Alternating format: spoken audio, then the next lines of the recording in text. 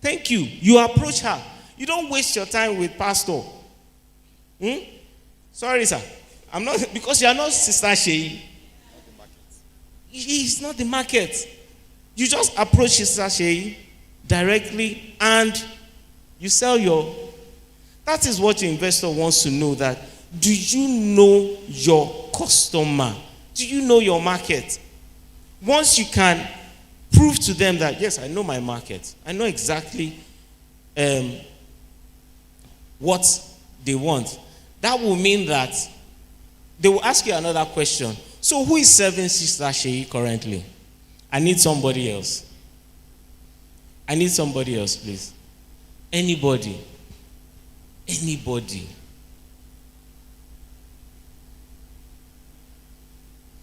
Okay. Thank you. So yeah, our competition. Right? So the investor will ask you now, who is your competition? Because there's somebody giving Sister Shei something. This thing that you want to now introduce to her.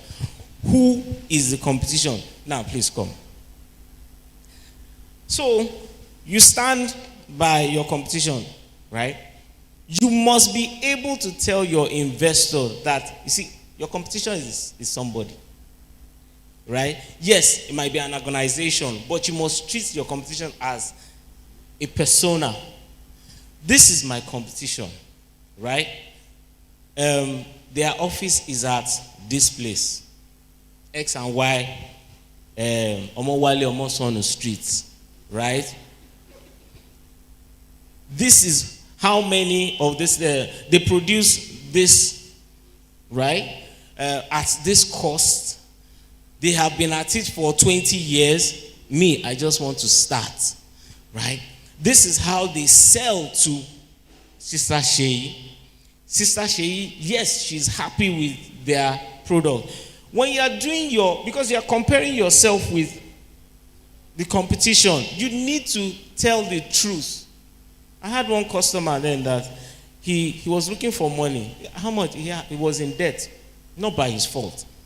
Somebody sabotaged his business, just like the devil, just like Lucifer almost sabotaged heaven. From within, they cleared his money.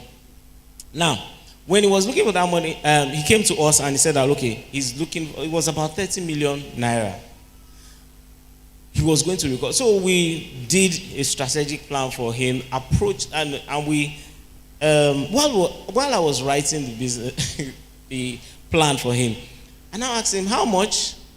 He said 30 million. I put it there, and I said, you can't write it there now. Why would I write that? We are asking for money from people, and we are telling them that we owe. That we can't write it there. I said, look, an investor will only invest when you tell the truth. You need to show them the entire book. This is what you and I am in depth of, right? After all, we are looking for someone to help us clear the debt. Then why would you lie that you don't have any debt? Anyways, so you have to be honest with your competition, with the investors, to say that, look, this person has been at this thing for this number of years. By all standards, they are better than I am. However, this is what I bring to the table with my own new product. Yes, they have the entire industry on lockdown. They control everything.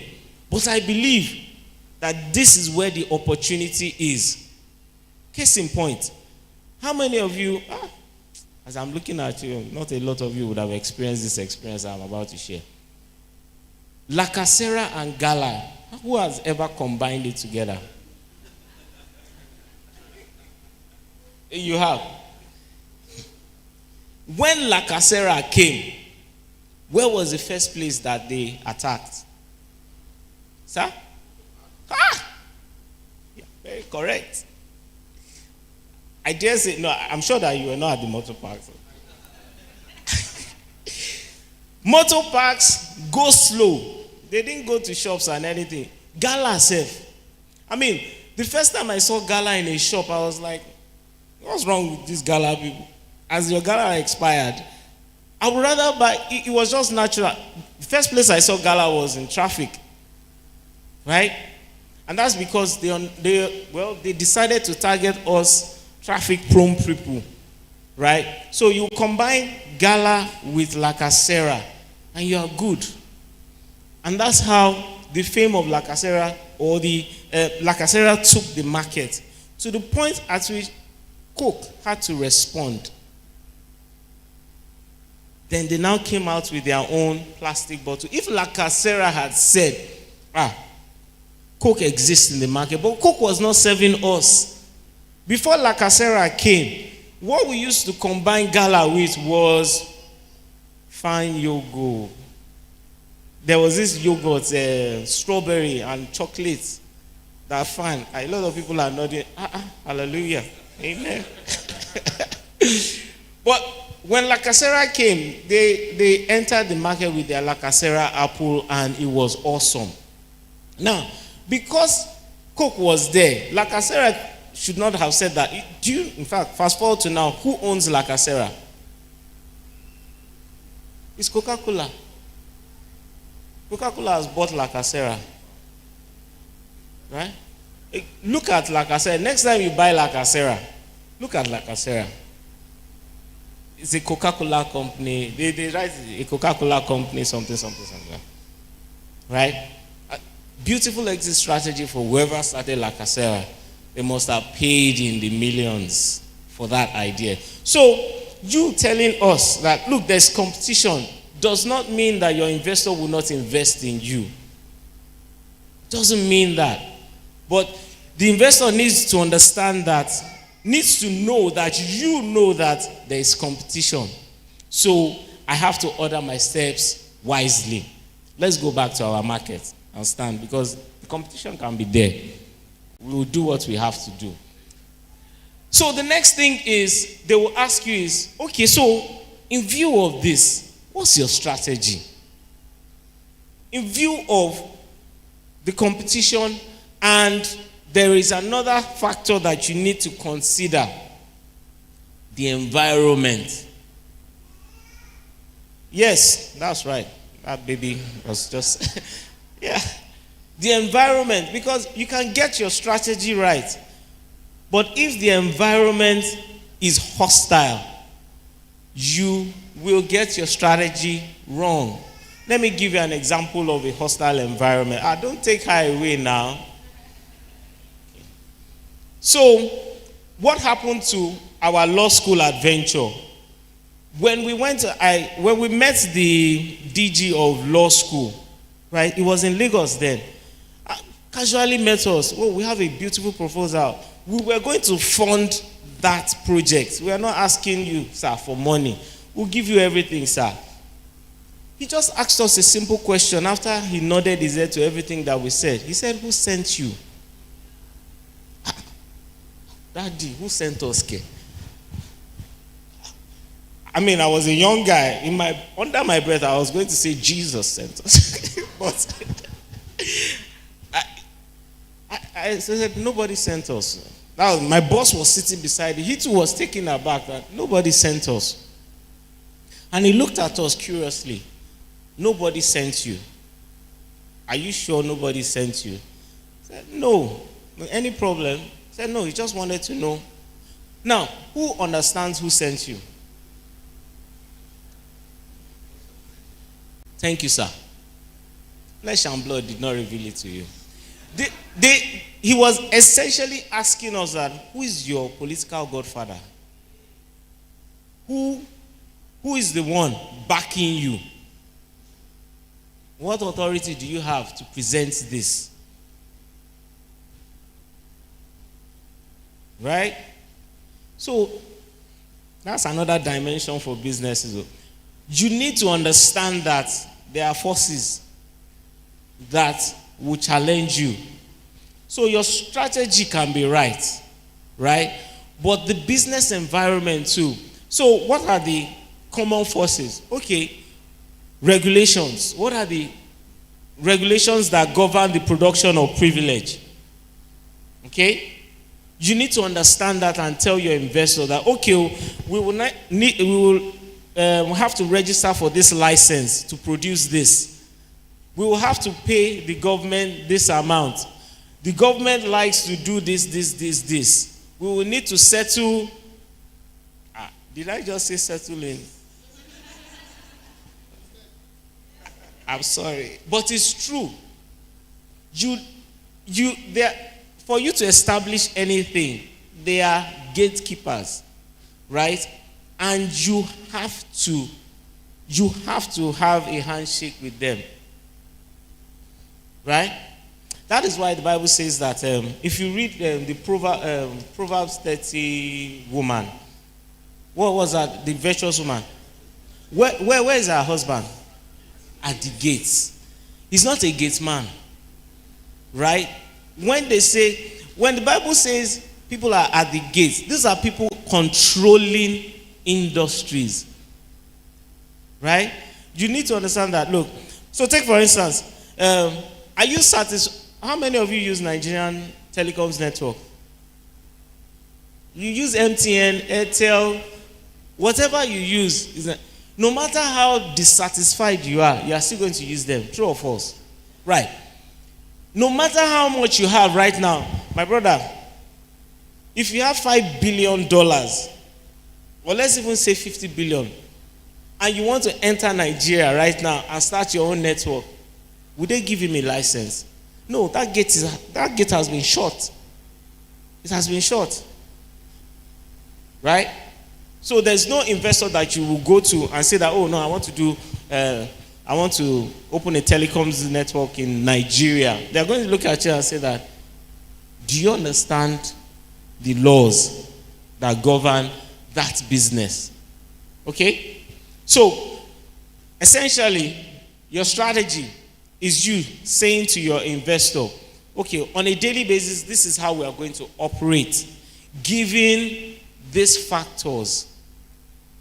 Okay? Given this reason, I mean, if you're operating, let's say, logistics or transportation, you have to factor in NUWRT. Every stop or every police checkpoint that you go to, people are hearing us. You have to drop something, right? You have to drop something, and that is factored into whatsoever your operations are or is. Okay? Now, your investor needs to know that. What's the next thing? So, strategy. So, you hold strategy. This is yours. You need to know your strategy. Right. Another thing that your investor would like to know is your product or your service. How do you make this privilege? You need to break it down to them. How do you make it? Is it that you go to a tree, knock it 3 times, and privilege comes out? If that is your process, how can you grow more of those trees, right? And how can you automate the knocking of the tree to produce that box? How many people now have access to growing that tree? Essentially, whatsoever you are doing, how do you do it? And is it easy for anybody else to do it? Because if we are saying that this privilege that you are producing, Sister Banker cannot produce it because Sister Banker can't produce it because she's too old. She doesn't understand it. But what if Sister Banker buys the same technology that you are using to produce privilege? Wouldn't she be able to do it? And if you say no, she won't be able to do it. Why? Because beyond the machine, only you understands how to mix the raw material. Then, your investor will say, Daniel, you're a very good boy. Do you have a patent, right, to that idea? So nobody knows it. Don't tell anybody. I'll give you another example. I think the first World Cup that was going to be played in Nigeria. Which year was that? You people that I don't like football, so 1995. Was it 99? What's 90? Why are you saying 95? Is it 95? Is it 99 or 95? Okay, wait, let's not even. The point is, during that time, I just want to talk briefly on this issue on patents. A friend of mine in my church got struck with an ingenious idea about how to monetize the collection of ticketing or something like that. So, casually, he spoke to a marketing professional who apparently was a pastor. So that pastor in my church helped him, packaged him, went to the organizing committee, presented this idea. Those people fell on the floor. FIFA was interested in that boy's idea. So the elder pastor just told the boy that, just keep quiet. We have gotten them now. And we will now wait for them to propose the right figure. But we young people, our blood is hot. I kid you not, his blood was so hot that those people now found a way to reach him, invited him to the office, gave him Sprite and meat pie, and he divulged everything. And he was so happy. So when the pastor was now looking for him, that Ogbeni, how far now? Where are you? What's happening? He said that you shouldn't worry. Pastor, I'm not worried. I've done it. I've spoken to them. They are okay. You've spoken to who? He said I just had a meeting with who? With FIFA. What did you tell them? Anyways, after the Sprite, I remember it clearly. Sprite and meat pie. They didn't even give him fried rice. That was how the gate. FIFA used that idea. They used it. So, when your investor talks to you about patenting, selling your idea, there are ways in which you even you share ideas, even with investors, Gonlara. If it's something that is out there in the open, before you even share, you need to do an NDA.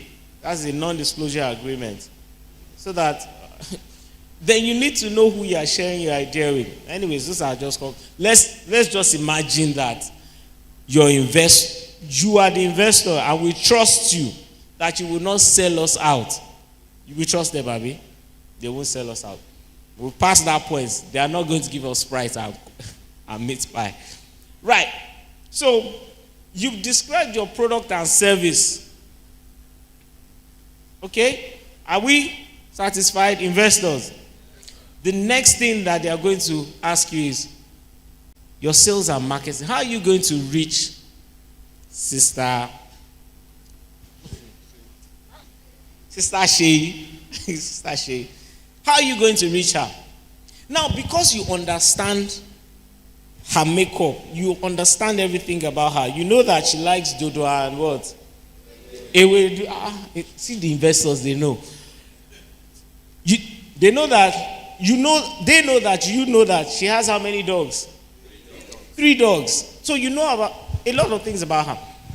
So you can target her at different places, whether it's the Ewedu place that she goes to buy Ewedu, or where she goes to buy dog food, or where she goes to buy plantain, all those things, right? You know that her favorite color is what? No. You can't fool your investor. So your marketing plan, how you are going to sell it to her, has to align with all those things, right? Because if you go and put a cat's design here, she's not going to buy that thing. You've lost her because she's a dog person, right? So once you know her, right, selling is not a problem anymore, because that's what you said, that once you enter this place and you see Sister Shei, all you just need to do is approach her. You're not making noise. The same way my friends and I do. When we want to buy our Rolls Royce, how many of you have seen a Rolls Royce advertisement on TV? We that buy Rolls Royces, we know where to go. We don't make noise. Right? There was a time Rolls Royce was doing one anniversary. They said they were going to make only 60. The moment they announced it, 60 was sold out. Right? We don't. The only place you will see a Rolls Royce advert, they have adverts online, right? Maybe you go to certain lounges at the airport, you might see a Rolls Royce there, right? Aside from that, you know their address. If you need one, call them. Unlike Toyota Corolla, everywhere, making noise. The adverts are everywhere. You know who you are selling to, whatsoever it is, right, that will attract that person's attention. That's what you need to do. Okay, this one is not yours. This one is for her. Right? That's how you reach her. Now the next thing, my time is up. Oh. Okay, so it's time for question and answer. Does anybody have any question? Please, there's no stupid question in this life. There is no stupid question. You have Falashade? Welcome. You have a question? Oh yeah, quickly come. Although we have like 4 things. Okay, just operations. So while operations and finance. Okay. Okay, I will finish it, sir. I will strategically finish. What's your question? Let the investors hear your question. Thank you, sir, for the lecture. So, in the course of you talking, I discovered you were just talking about like new ideas. So, I want to know, is it possible for investors to invest in existing ideas that you just want to? So, they are happier with existing ideas because it's something they can see. You would always find an investor at every level of your business journey. Right? So I told you about a friend of mine that, so that was still an idea. He had produced something. That was why the investors jumped on it even faster. Because the guy had put work into it. He had his packaging. Somebody validated it for them that this thing tastes awesome. What I'm saying is that, so this is me starting. I have only an idea in my head. This is my friend. He has produced something. This is you. You're already running. I'm getting closer to you as an investor now. Right? This is what the investor wants to see. How close? Because the person that has been running has experience. And he can tell a better story than me that just had an idea. Even if I could get money, that means you that have been running, you are closer to the investor. Since you are coming from there, you are an investor. Okay. What I'm trying to say is, you know that your friend that had them like 25 flavors. That's because no one else really had access to that kind of thing. So I'm not saying, like, for example, you sell honey. It's a general thing that everybody can get access to and sell. That can they invest? That's what I'm trying to. Exactly what I'm saying. You are closer. You are already selling. You are already selling. You are already in the business. An investor. Let's say you are an investor. I am far here with just the idea. You are here. You are already selling. You are closer to the investor. Yes, they will be more happy or happier or happiest to talk to you because you have a better experience than me that just has an idea. Okay, sorry. So in here. All right, thank you. Yes, please come forward. Operations, they just need to know that. How do you operate? Quickly, come please. Auntie. Bring your baby. She needs to ask the question.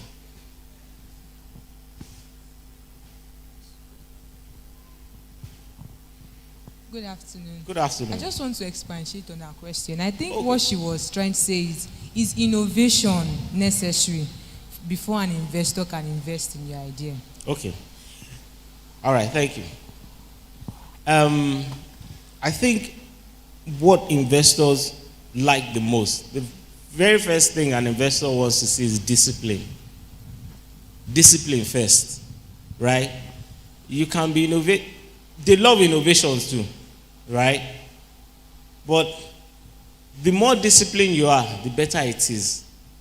But yes, innovation is welcome. There are different kinds of investors. There are some investors that will meet you when you are starting your idea, right? When nobody else can see what you are seeing, you have investors there. There are some investors that they will not even touch that kind of person with a 10-foot pole. Only those that have experience, right? And there are some investors that they only aim at innovative ideas. So you will always find an investor for whatever color of product that you are doing. Anybody else has a question? Sir. I just want to add a little bit, to your answer to those questions. Thank you, sir. Okay. Innovation happens at each of these levels of, allow me to say, idea development. Okay. There is an innovation. Now, he gave an example of La Casera. Before La Casera was sold, there was Coca-Cola. Both of them are fizzy drinks. They are carbon-based fizzy drinks. Okay, so La Casera has a fizzy drink idea, but their strategy was the innovation, the way to enter the market and take a piece of Coca-Cola's market. So the idea may not actually be the product. It may be the marketing strategy. It may be the product or service, which is, the one everybody is aware of. It may be the operation, the way that particular product is being, so it happens basically at every level. Thank you. Thank you very much, sir. Thank you. I hope you understand that. So, I just want to build on what he said too. How did they come into, they just, plastic bottles, that's what they introduced. Same thing with cowbell. That's how they turned the market upside down for milk. It's the same milk. They will say that 3-cow milk is sweeter than cowbell. How many of you can taste the difference? Nobody. I thought it was just me. You can taste the difference. You can. Okay. All right. Okay. These are milk drinking people, so you have to believe them. Right? But you see, what happened at that point in time when cowbell wanted to enter the market? If you went to Oshodi at that time, people had started packaging milk into nylons. Right? And then they had something called Eruko Shodi. You are nodding your head. You cannot know it. What are you talking about? How old are you? Eruko, they will package it and sell. Nido and I think Coast Milk was the milk that was in at that time. That our mothers will know. And they used to do Baba Salatins. If you didn't have money, you don't go to the markets and buy those things. Right? And that was their attitude. If you can't afford it, you don't drink it. So Cowbell came and said, okay, milk for the masses. We'll do it in sachets. Now, innovation, sachet, it had never been seen in the Nigerian market. At least the upper class. We didn't know anything that was called sachet. Who drinks milk in a sachet? It's not, it's not right. Right? That would have been what the upper class would have said. But go to the lower class. The you and I's, not all of you shall, but I shall know that I drink milk in sachet now. Right? that was what they were drinking, right? And that was how cowbell came. Now look at what's that expensive milk, Auntie? What's that expensive milk? Peak milk. It's them. They will know. They will know it. Do you not buy it in sachet now? Milk people. Right? So, my sister, innovation can sell your business. You can use innovation to get, you can be selling exactly, say, okay, you want to sell pure water today. Somebody will still invest in you. But you have to answer all these questions. Now, what are you doing differently? Right? What are you doing differently to sell this your, like my daddy said here, it can be in anything. Maybe it's in your operations. So, okay, what's your operations? How are you operating these operations? What are you doing in your operations that? And your operation is simple. You are selling pounded yam. How are you pounding the yam? What are the activities that you do to pound this yam? Right? What are the equipments that you use to pound this yam? Nowadays, there's a new way of pounding yam. Put it in a blender. There's yam pounder and there's yam blender. And we've had blenders all these years. Nobody knew that you could blend yam. Somebody came up with that idea and sold blenders again to us. Blenders that we have in the house. Has anybody bought that blender? So, is the taste different from using the old blender? No. You just bought new blender that is called yam pounder, right? So somebody invested in that business, and Sister Bolaji fell for it. And that's how business is. Somebody has to buy. Sister Shea is going to buy privilege, and it's 5 million naira. She'll buy it before she leaves this place today. So your investor gives you the finance, Abi. Now, you need to translate every single thing that we've talked about into figures. Right? You need to translate it into figures for your investor to see that, okay, right? So if I give my brother, hey, Emmanuel, people, you say this guy is bad with names. I confess I am. Anyways, we give Brother Emmanuel, how much are you looking for? 50 million. This guy is not playing. He's looking for dollars or naira. Dollars. He's not playing. Right, so he needs $50 million, right? So all you need to show your investors is that, or these people, how are you going to spend that money? Right? If you cannot show them, if you cannot give account to the last cent, that this is how the money is going to go, they won't give you that money. They are not going to give you that money. Okay? They won't. So, I've been privileged to look for money for a lot of companies, small companies. And the question that we always, where we stop the conversation is, we start writing a business plan, okay? Right? And quite a number of times, the investors are there today. My brother is going to tell you about how to get finance. The investors are there. I've seen it firsthand. I have a finance partner that is always asking me, so how far now? Does anybody need money? Does anybody need this?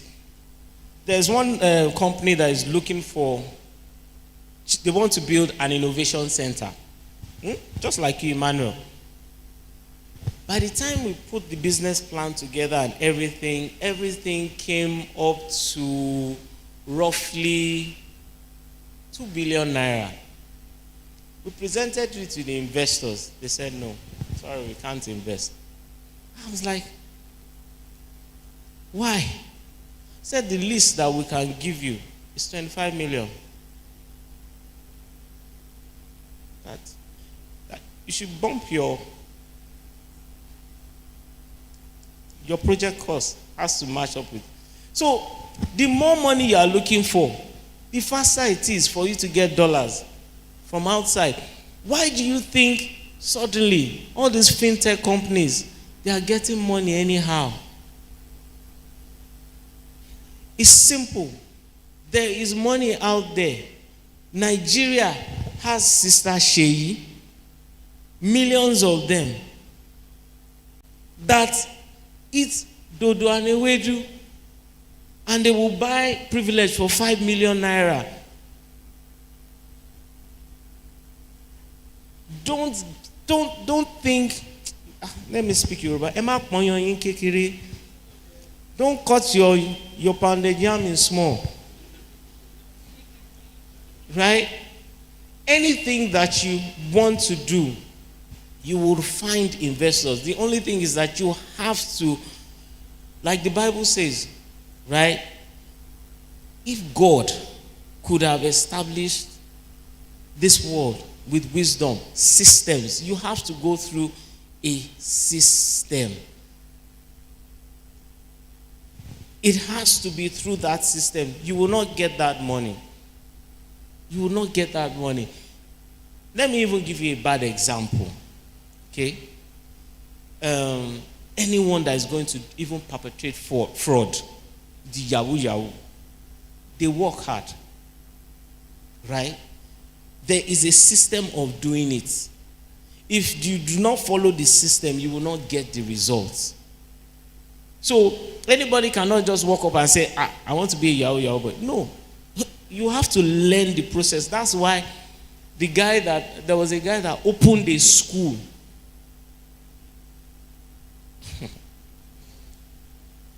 To teach the system. So, my brothers and sisters, success in your business is not a function of prayer. No, God doesn't answer that prayer. Because if God, in his own infinite wisdom, followed a system, it's not by prayer. Right? It's not by prayer. And it's not because, another thing is that you don't need money to start a business. Right? You don't need money. All you need is your idea first. Because God will, you need to ask yourself, okay, what do I have in my hands? What do I have in my hands? And what can I start doing with what I have in my hands? Start moving. Money always runs after those that have ideas. Money will chase you. But you have to start with something. So you can braid hair. Braid it for your mother for free. Braid it for your sister for free. Let somebody see that hair. Right? You say, but I use money to learn. Yes. But you need to get word out there. You are not that good yet. Right? There was okay, let me relieve you. Please, thank you very much. Brother Sheyi. Sister Sheyi, Emmanuel. I don't know your name. Zari.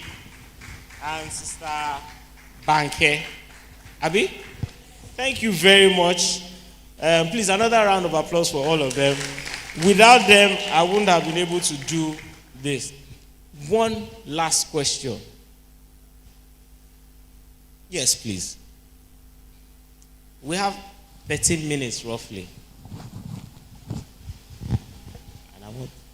You said something about being tight-lipped, about your idea and not giving it all out. But how can you be tight-lipped and then you are still saying how you are going to go about it and the other things you need to tell your investor? Okay, so the Bible says wisdom is profitable to direct. Okay? How would you be tight-lipped and how would you not be tight-lipped at the same time? Okay. Um,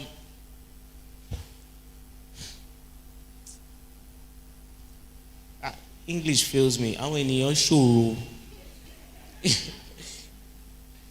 In the sense that, look, you need to pick, where you speak, you need to pick wisely. Right? You just have to pick what you have to eventually trust someone to share your idea with. Okay? And it's not everywhere you open your mouth and talk. I mean, case in point, Joseph shouldn't have been talking about it. That idea that God gave him, he just started broadcasting it. Right? Although Joseph's story is different now, but we can learn from it. You shouldn't just open your mouth everywhere. Okay? But when the occasion rises, right, I believe God will direct you to the right set of people. Because there are people, I mean, okay, let me give you another idea since I have. Oh, time is up. But it was 12 minutes just now. Time is up. I would have shared this. But time is up. Time is up. Thank you very much. Oh, please, before I go, when I was coming, I said to myself, these things that I'm buying, okay, who is going to take it? So, God in his infinite mercy said that, give it to the first two people that show up in this place. So, Sister Folashade, where is she?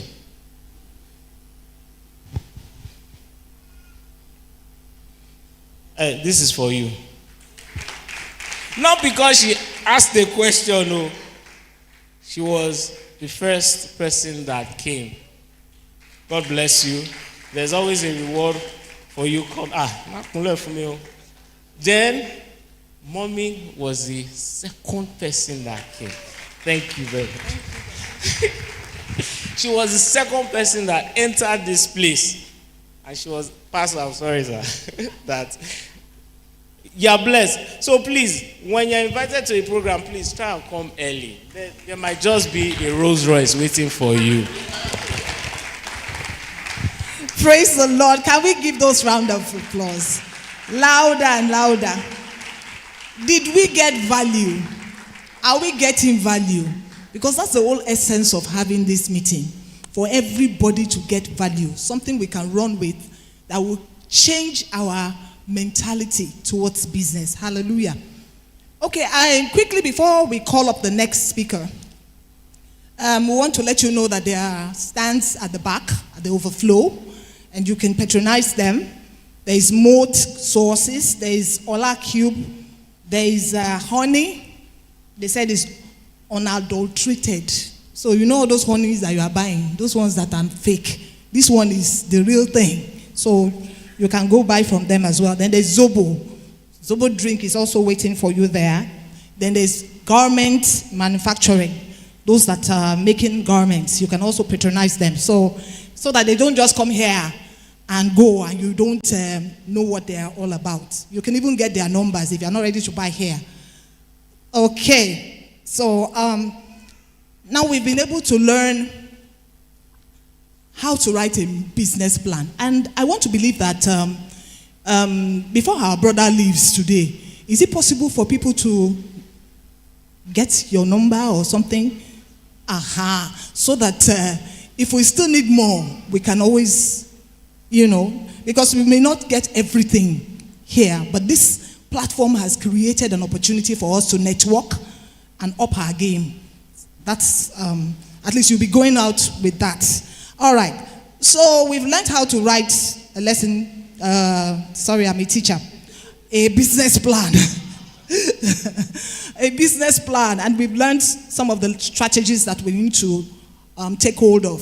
So the next thing we are going to be doing, now you have your plan. The next thing you need to know is, how do you source for your finance? I believe that is where so many business people get stuck. Finance sourcing. So there's somebody here that's going to help us do justice to that. And just like I did for Mr. Tolulope, I'm going to do the same for him as well. His name is Olushesi, am I correct? Oliyide, all right. Is an SME enabler with 4 years of experience planning and executing programs tailored towards entrepreneurs in Nigeria that help improve their business performance. He has managed a viral mentoring platform, pre-incubation and accelerator programs for Nigerian entrepreneurs in the past. At present, he manages the owner-manager programs of the Faith Foundation School. Am I right? Where he provides support to growth stage businesses within Nigeria through the Emerging Entrepreneur Program, EEP, and NGX Leadstein program. Olushesi holds a BSc in Geography from Obafemi Awolowo University, Ile-Ife. He loves reading, learning new things, watching sports, and is passionate about environmental sustainability. So this is the next person we are going to be listening to. I will encourage us to open our minds so that we can learn just as we have learned in this first session. So let's do the same thing we did for our first speaker. Let us warmly welcome Mr. Olushesi Oliyide as he takes us to the next talk. Thank you so much. Thank you very much, everybody.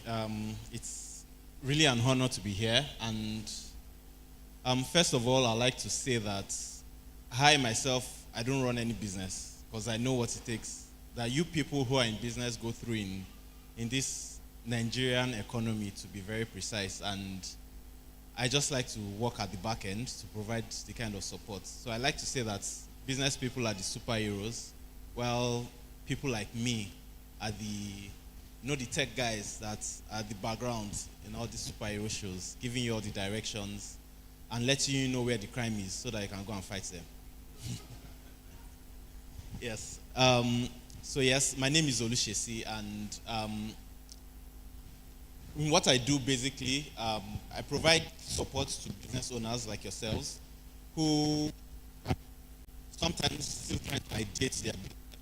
Some have started and there's still some confusion here and there.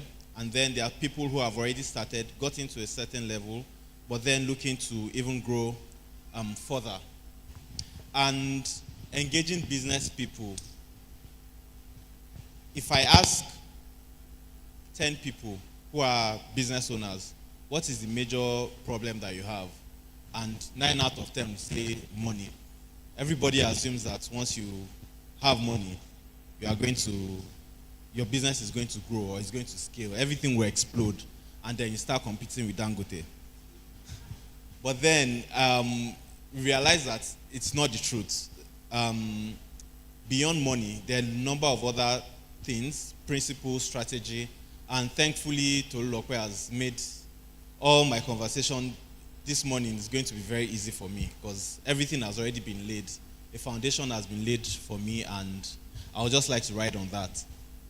So, first off, how many people here have their own business? Oh, fantastic. You people are millionaires. This will be very good. I'm going to add to my class of friends. So I have millionaire friends. So, today we'll just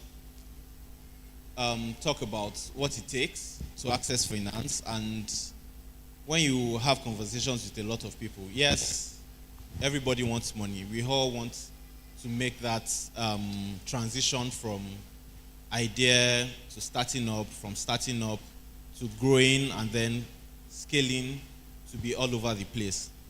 And before you do that, a lot of times many people get it wrong at the foundation.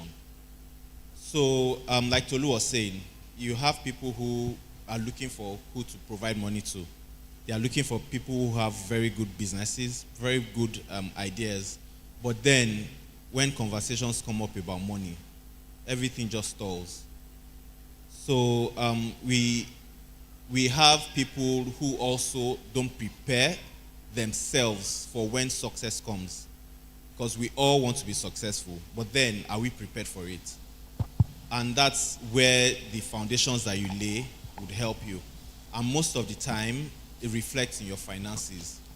You know how we are in an environment where most of the time we live by the day.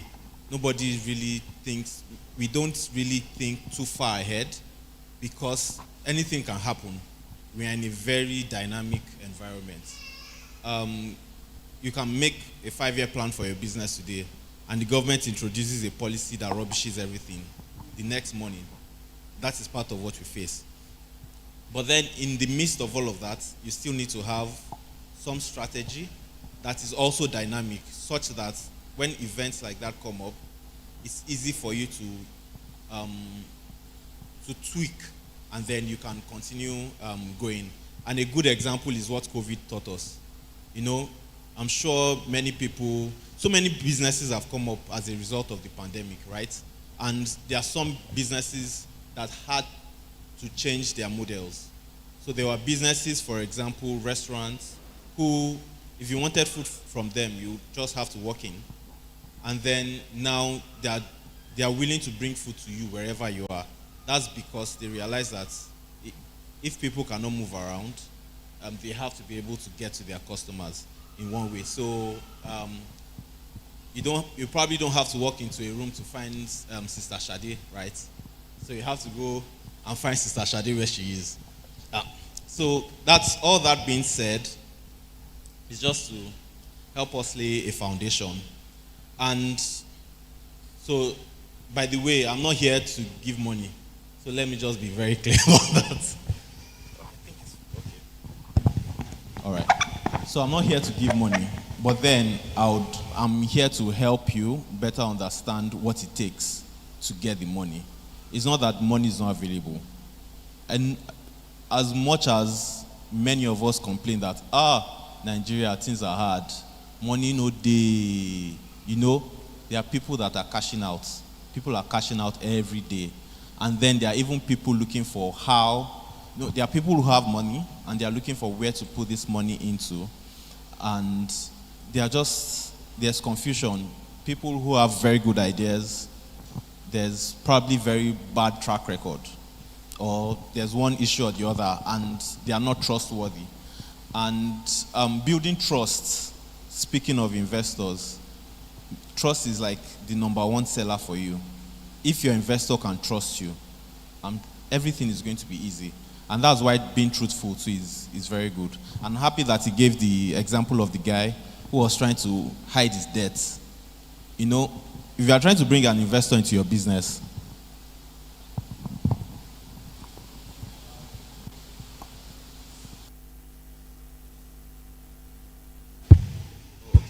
so if you are bringing an investor into your business, for example, you cannot just use stock to settle everything.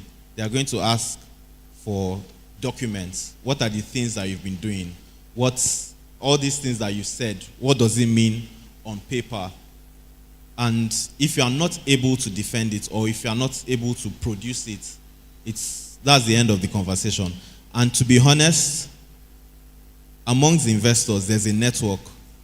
So if maybe investor A is talking to you now, it's probably telling the network that, there's this person that I'm talking to. You share your profile with them, and then they already know you. And when the word gets out that, this guy, a very good idea, but he's not a trustworthy guy, forget. Before you get somebody else, you just keep sending proposal. Nobody's calling you back. And you cannot go and knock their doors because you might not even know where they are. A lot of them, you will not know their addresses. You might have their physical office addresses, but nobody's going to attend to you there. So you also have to have that at the back of your mind when you are doing this. So, first off, what are some of the things that investors typically look for?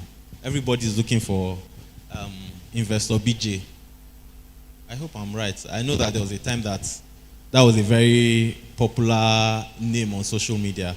Everybody was looking for an investor, somebody to bring money into their business. But then, beyond the things that you have to say, what are the things that you have to prove to make a convincing statement, right? So your financial performance, and the major problem I have had working with business owners is when you start off, it's very hard to be very fair because you are the CEO, you are the marketing, you are the CFO, you are the chief salesperson, you are the one managing operations, you are running helter-skelter, you are trying to chase the person that has not paid you money. Meanwhile, you are still chasing another customer you are trying to convince to come and pay for your product or your service. But in all of that, one thing people miss is record keeping. If you are not able to keep your records, it's going to be very difficult for any funder to find you trustworthy. Because if you tell me that in your business, last year you did a revenue of 50 million, and I'm asking you, where are the records for that? And you are just telling me, they sent, money came, but you can see my product, it's fantastic. But if I'm not able to see where the money is coming in from, where the money is going, what are the things you are doing with the money? And it's not to make judgments, it's to have a better understanding of the business. Because a lot of investors, beyond providing money, they'll provide you other additional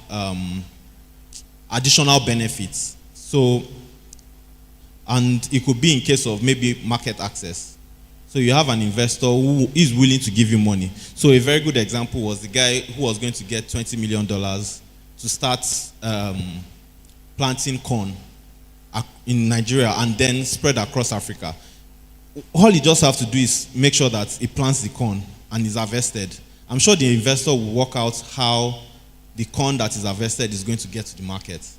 And it's just easy. It looks, on paper, it looks like it's very easy money, right? It's very easy business. But the truth is, if he's able to do his own background work, everything is easy. Because the investor is not giving you money that, take the money, just go and do the business, and then bring returns to me. It doesn't work like that. Because they too, they want to have optimal output from it. They are not giving you money, and then let's see how it goes. They are going to be involved in your business. They want to know what are the operations, what are the...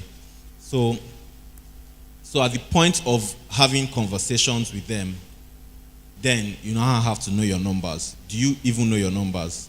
There are people who you ask, what was your revenue last year? They might have a good idea, but how much of that was used to produce to manufacture the products that you have, or to even deliver the services that you offer? And people are rumbling. Let's say, no, it's not going to work. So if, for example, okay, we have onion we mentioned onion earlier, and as an investor, I'm asking you, what do you produce? You tell me onion.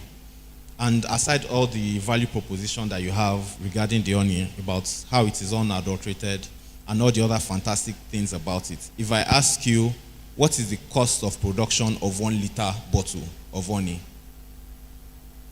And you cannot tell me specifically, it's going to be difficult because investors work with numbers.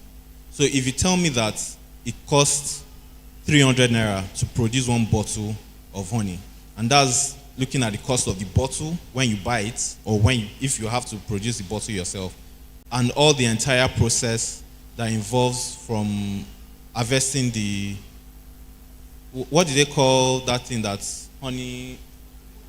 The honeycomb.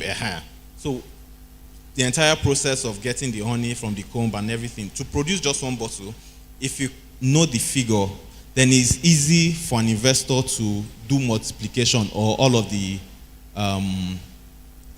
calculations, maybe in their head. So if, for instance, you produce honey, at the moment you are doing maybe 1,000 bottles per month, and you are saying, I need investment. I need to be able to scale to doing 10,000 bottles per month, or 100,000 bottles per month, or a million bottles per month. And then I'm asking you, what's the cost of producing 1 bottle? When I'm asking you that question, I'm thinking, what would 1 million bottles now be? If it costs 300 naira to produce 1 bottle, it means that 1 million bottles is going to be how much? 300 million naira, right? And then I'm now looking at what are the other operational costs involved in the business. So what is the cost of your overhead, the number of staffs that you have? What's the cost of the machines that you use? And how many would you need? I'm doing all of that calculation, and I'm wondering, okay, where does the money, the main money, how does it come to be? So when I say know your numbers, it's not just figures for the sake of figures. And then beyond just your business as well, you have to understand the numbers of your market. So you have a market, right? So, sorry, I'm going to be mentioning Sister Shade quite a lot. Oh, sorry, Sheyi. Oh, apologies. So Sister Sheyi, I'm sorry. So you already have, and a very big mistake a lot of people make is we do a lot of assumption, right? So Nigeria is the most populous country in Africa and one of the most populous in the world. And people just assume that any product I have, there's over 200 million people in Nigeria. People will definitely buy it, right? But that's a very wrong assumption. But when you're able to narrow down on your Sister Sheyi, that is your ideal customer. How many of them are in the market? How many, and you've already defined how you are going to reach them. Then all of the numbers that you are calculating in terms of your production starts to make sense. So if you are able to say that, Sister Sheyi, there are, of the 200 million Nigerians, there are maybe 30 million of them who prefer to use honey as their sweetener in whatever they do. And then you've now said that, okay, of that 30 million, I just need to capture maybe 100,000 for a start. Then you now start calculating how many bottles or how is their consumption rate, right? So how many liters of honey would they use within a month? And you're saying, okay, within a month, they probably use 1 bottle per month. So you're expecting that every month you'll be selling 1 liter of bottle, 1 liter bottle to 100,000 people on a monthly basis. So all of those numbers by the time you start doing all of those calculations, it starts to add up. I know people don't like Is there anybody that doesn't like calculation here? All of you that used to run from maths class.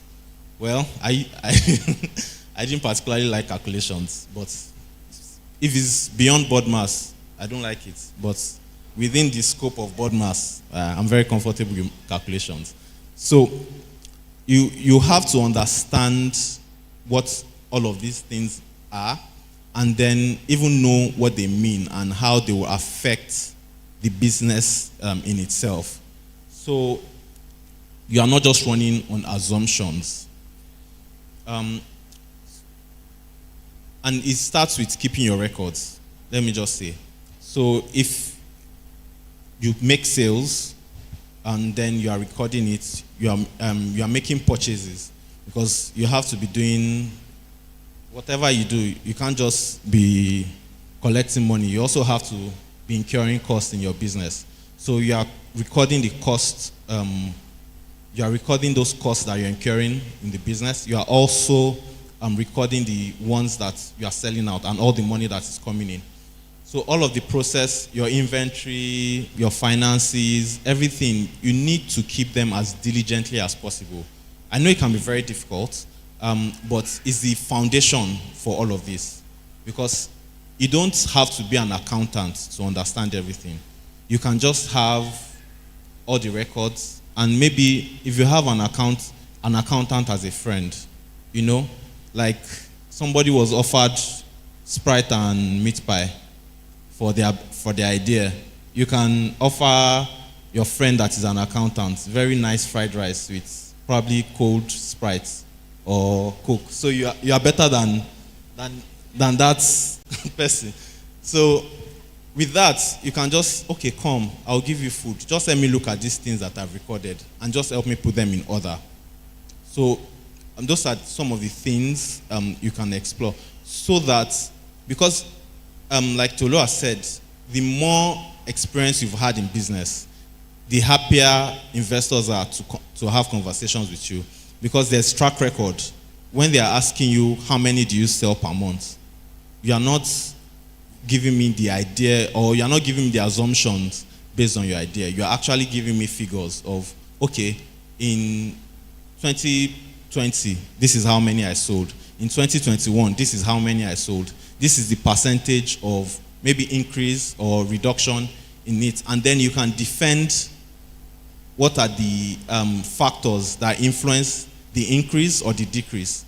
Because, of course, 2020, a lot of people would have probably recorded decreases in their businesses because of the situation. But you have to be able to identify all of those. And if you don't keep your records, it's going to be very difficult to have all those things, because you just then be assuming, and assumption doesn't work when you are trying to negotiate for money.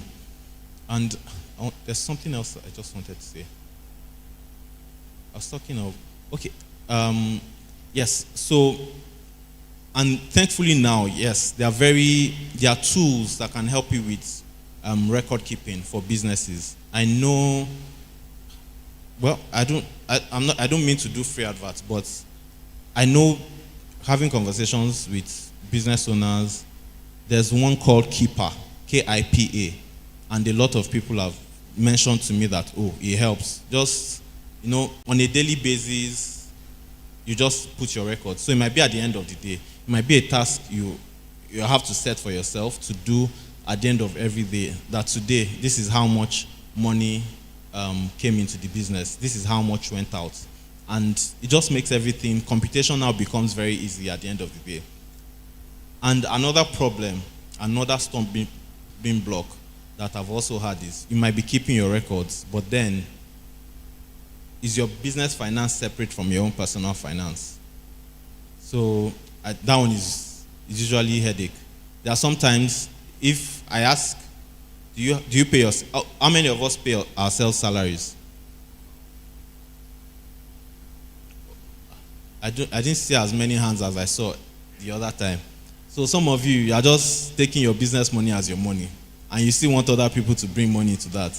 It's not ideal. It cannot work, because the business, you have to treat your business like it's a personal entity. It's its own being on its own, and then you can see yourself as an employee of the business as well. You might be the one leading it, especially if you are looking to build a business that is going to outlast you, because that is a problem that I really hope that I'll be able to help businesses solve, which is, there was a time that I was doing a research and trying to see how many businesses,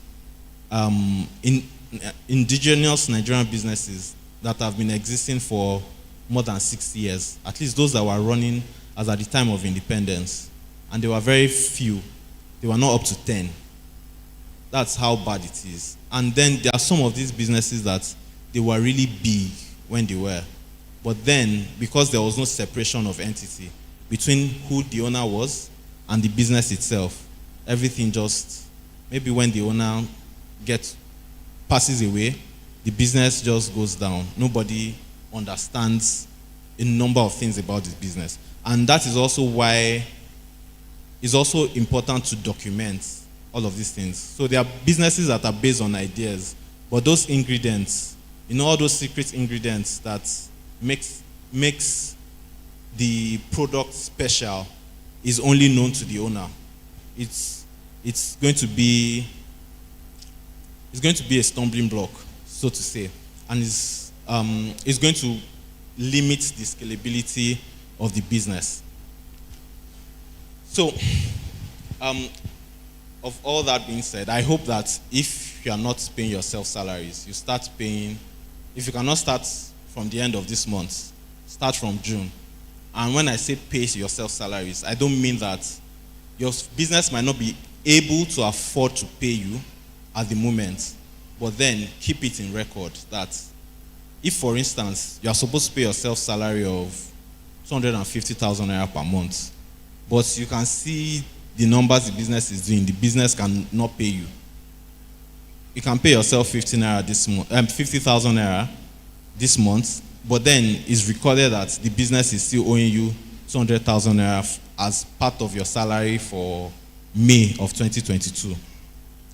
So that by the time even the business gets to that level that you're looking to get it to, and investment opportunity comes, you have record to back it up to say that, oh, this is what this business is worth today, and these are the debts that the business currently has. So if at that time you can now decide to do whatever you want with the debts the business is owing you, you can convert it as some portion of equity in the business, or you can ask the investor, once you bring investment, we'll have to settle the debts that the business has. And imagine if you are paid salary arrears of maybe 3 years, 5 years sometimes, and everything comes bulk at once. Maybe you might decide to maybe take 6 months holiday first to relax and wear off all the stress you've gone through over the years, right? So, and it's something all of us want. We all want that kind of experience. You have a business, it's functioning, it's optimally running, and you don't have to be involved in the day-to-day activities. And you can decide to maybe go to, what's the popular holiday destination? Bahamas, or take a tour of Europe, or maybe of the US. Anyone that you want. So, but foundationally, you just have to understand that your records are important. If you are going to be paying your staff salaries, pay them from the business account. Let everything be documented. And you don't have to have a sophisticated financial system for that. It can just be, have a business account. There's an account for your business. Transactions for the business are done on that account. And then your own personal account, separate it completely. If a customer is asking you, send account details to make payments for a product or for a service, give them the business account details. By the time you start mixing things up, everything becomes too clumsy. And it's also because over the years, that is the experience we've been having with helping a lot of business access funds. We are asking them, what was this money? What is it for? They cannot even remember because they don't even know how it came by. So, and a typical example is, there was somebody maybe 2 years ago who claimed to have done a revenue of, I think, about 100 million naira that year. But then looking at their bank statements, it was maybe 70 million naira. And you're asking, where's the remaining 30 million naira? What happened? I said, and those ones were done through my personal account. But I can't ask you for your personal bank statements, right? I don't think it's even legal to be able to ask for that. So that was where that conversation ended, because there was no evidence to be able to mark it. So even if you are not keeping your records very well, but you have your bank statements to be able to prove all these things, it's easier to make sense out of it. So an accountant or an auditor can pick up your bank statement and help you make sense out of everything that the bank sends you. I look at my own bank statement too sometimes, and I don't have all the answers. So, but then if you don't have expertise in it, in fact, by the time an investor is coming into your business, they will have their own account persons, their own accounting team that will work on your books, and they'll be very thorough with it. So first, keep your records and be very honest about what is going on in it. So, well, thankfully, all these things that you have on the screen, there are things that Tolu has already spoken about.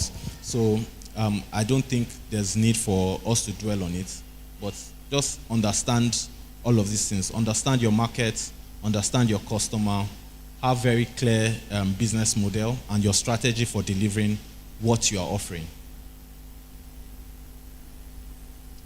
So yeah, and then I've already spoken a bit about this too as well.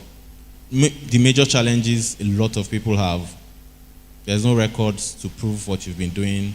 There's your business model is not clear.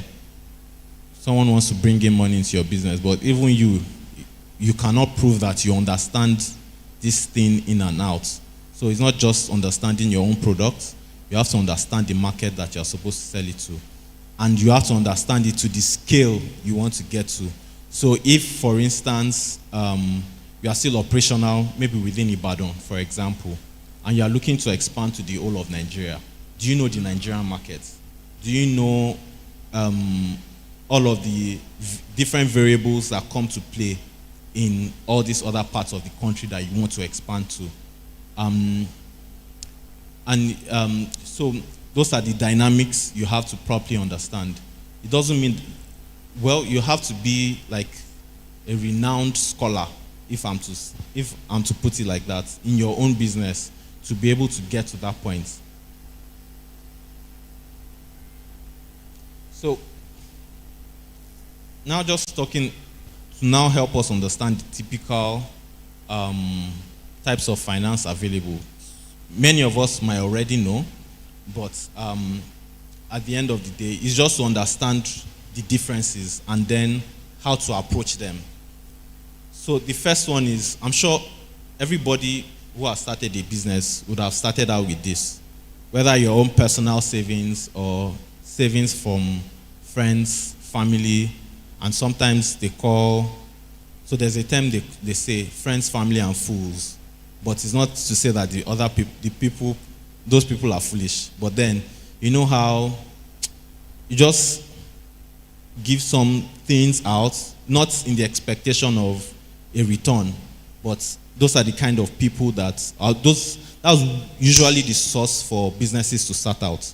So you've been saving money and you're saying, oh, this money I'll use it to buy this machine, and then you're buying all the raw materials that you need, and then you're putting everything together and you start making it. Or you talk to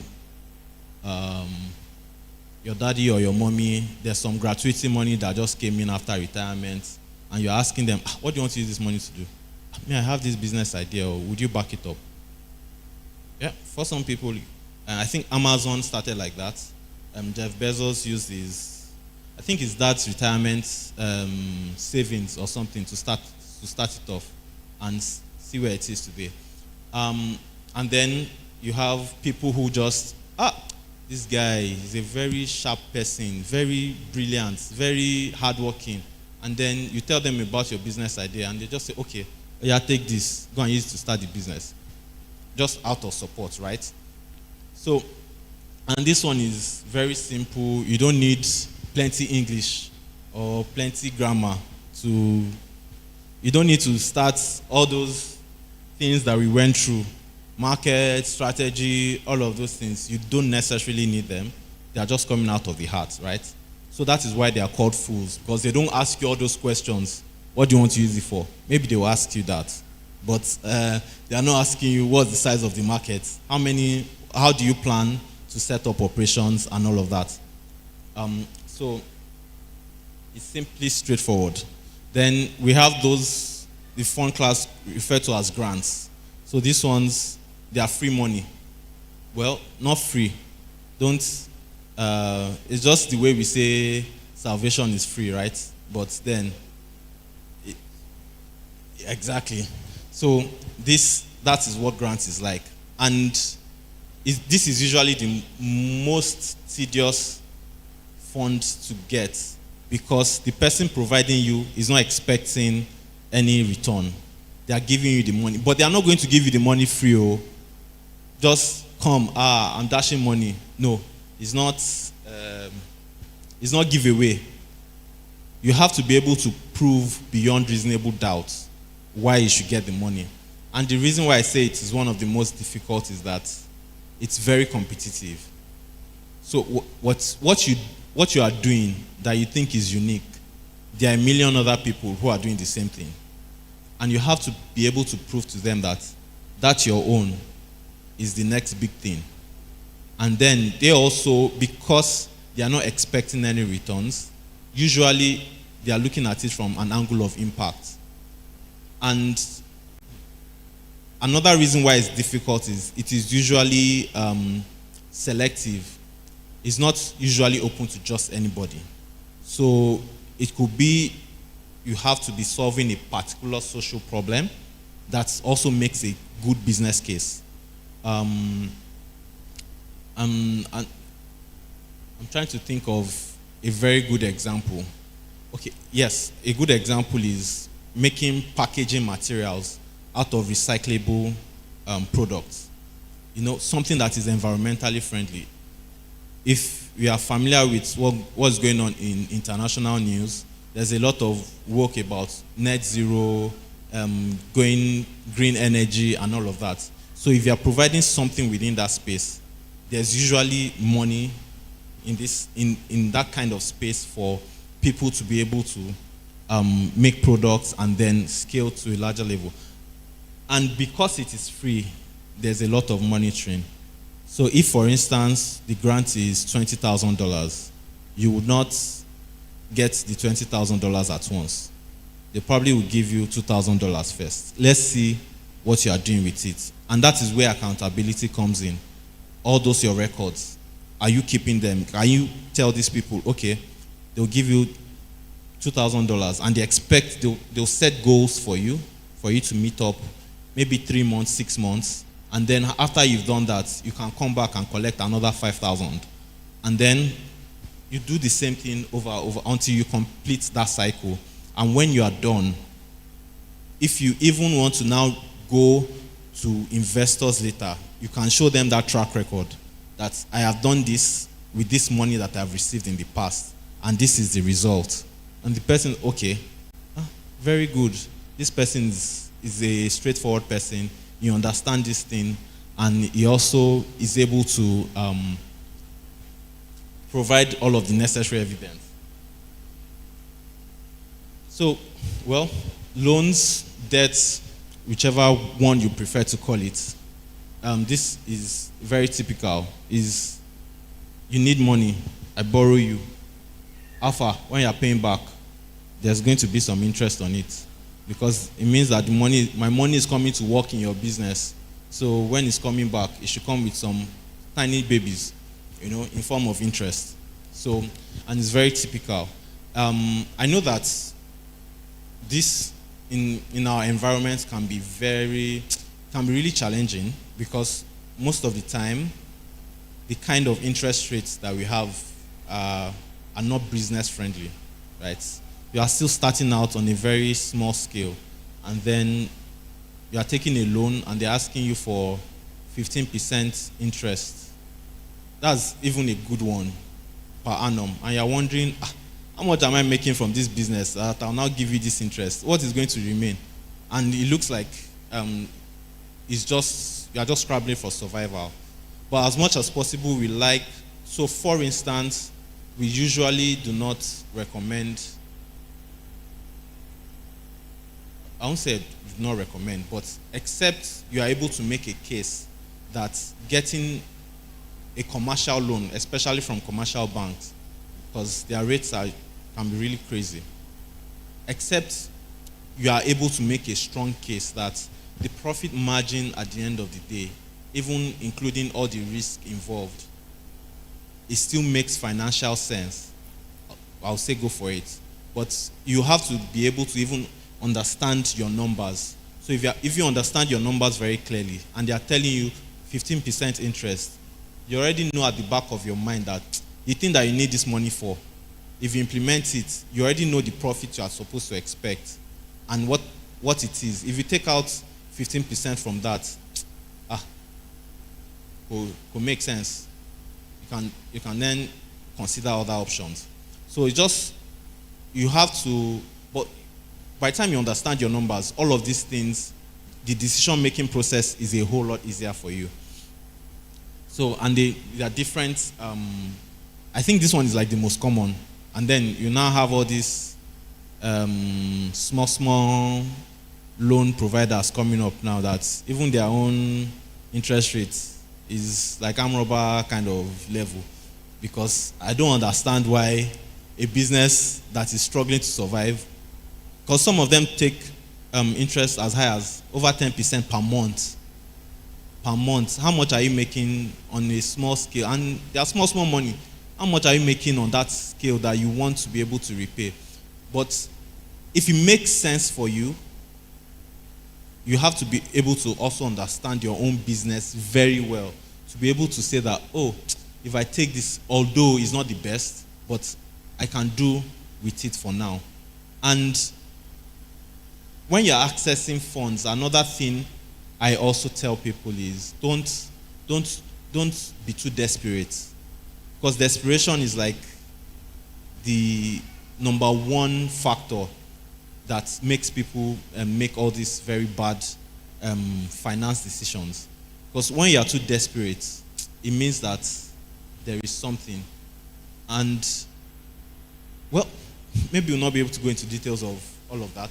But as much as possible, do your calculations. If you need to sit down for maybe 1 or 2 hours to do the math, I know, well, calculators are available everywhere now. Your phones have calculators. So if you not liking maths is not an excuse anymore. So you can just do, simple, and it's just multiplication, division, subtraction, addition that you have to do. There's nothing gege.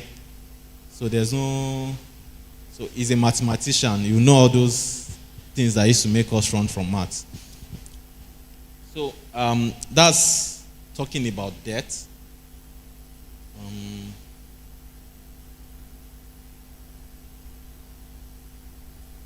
Okay, then for investors, we have 2 major categories. So there's the ones that we call the angel investors or venture capitalists, and then there's the ones that come in form of equity.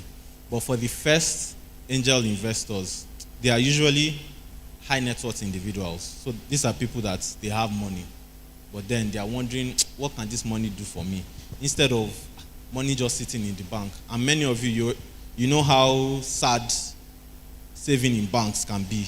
You put money there and you're wondering, and sometimes they even have audacity to send you text message or alert that interest has accrued on your account, and you're wondering, what's the interest? Instead of, why did you now charge me for this SMS again? Because the interest that they're even giving you sometimes is not up to the cost of the SMS they'll charge you. So you're wondering, no, please. But then there are people who have that money and then they are looking for ideas or even established businesses that they can put their money into and make money out of it. Because they don't want to go broke, right? Because if you're looking at the rate of our inflation now, you have to find ways of making your money work and not just sit in your account.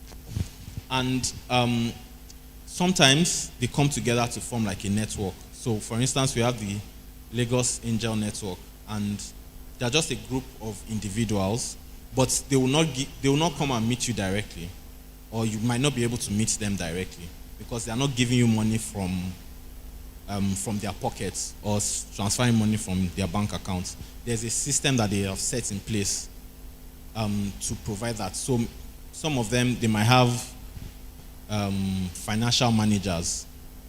Imagine individuals having financial managers. You've made it now. So that's the level that we are all hoping to get to, right? So they have financial managers who have all the system in place. Sometimes it could be an individual. It could also be a collection of individuals who have put that money together. And then they have somebody managing the funds. And then sometimes they even go out to hunt for businesses. So yes, the way financial manager for Tolu is looking for what's the next big thing. There are people who, that's their job. They are looking for the next big thing. And that is one of the methods. Then the venture capital is, they are typically organizations. They are not individuals this time, but quite similar to the angel network. So they have a pool of money, maybe savings or bigger corporations that have looking for, because even big organizations, first off, so just so you know, as a business, you can also invest. So you don't have to, so if for instance, you make a lot of profits in your business and you don't want the money to just sit in your business account, you can invest as a business as well. So there's an investment and it will generate more interest for you than when it's just sitting in your bank. Because even for your business, you cannot use savings accounts, right? So if you leave the money there, it will just be there. They are going to be charging you for watching over your money. But then you can also invest in other business. So venture capitalists are majorly guys that they've been able to pool money together, and then they are looking for businesses that they can provide support to. And a good thing about the angel and venture capitalists is they are usually friendly with very small scale businesses. So whether you are still within the idea stage or you've just started out, you are still testing out a few things, they are usually willing to take risk because at least they have money and that. So private equity is on a larger scale, way larger than the venture capitalists. And then they usually target very big organizations. So the biggest organizations they all raise money. So don't think that every business that you see that is that big is their money that they've been using to run it. So you have someone like, let's say Dangote. Let's use our own personal example. All the money in Dangote, all the groups, or all the industries is not for Dangote alone. There are other people who have also provided money to be able to do all these things, and they are typically going to be private equity guys because you can't do everything. And I think a good example was when Dangote, for the refinery that is doing in Lagos now, it was pulling money from different sources. And this is where this kind of people come in. I know that many of us are probably not at this level yet, but then you need to also have an idea of what the opportunities are. And when you are also dreaming, you can know how big your dream can be. So that's that. And in doing all of this, I know that they look like they are pretty. Some might look very big, but you also have to be. If you are able to clearly define that your business to an extent that you can predict what the scale can be, it's going to be way easier for you to do or to even pitch to people.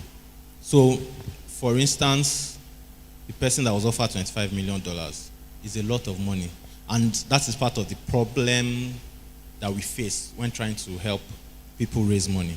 Because most of the time, we do businesses on the scale that they are now, but we are not really preparing for that level. And if you are able to draw up your plan such that you are able to say, at the moment, I might just be doing 2 million naira, but I know you have a good structure or a good idea of what it will take you to get to 2 billion or 20 billion. It's going to be easy for you to attract money.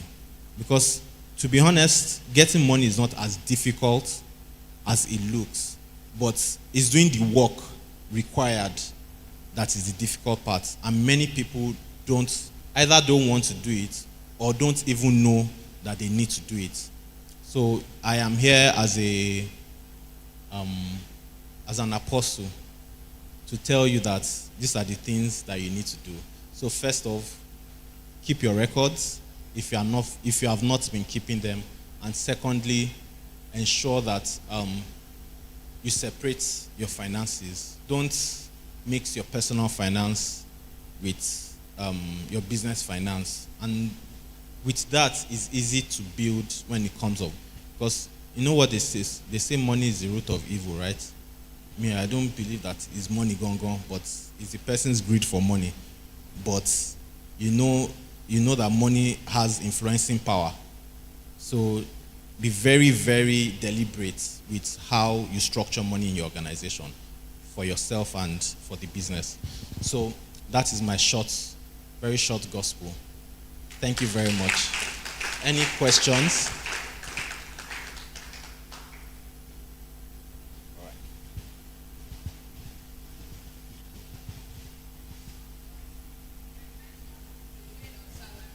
Yes.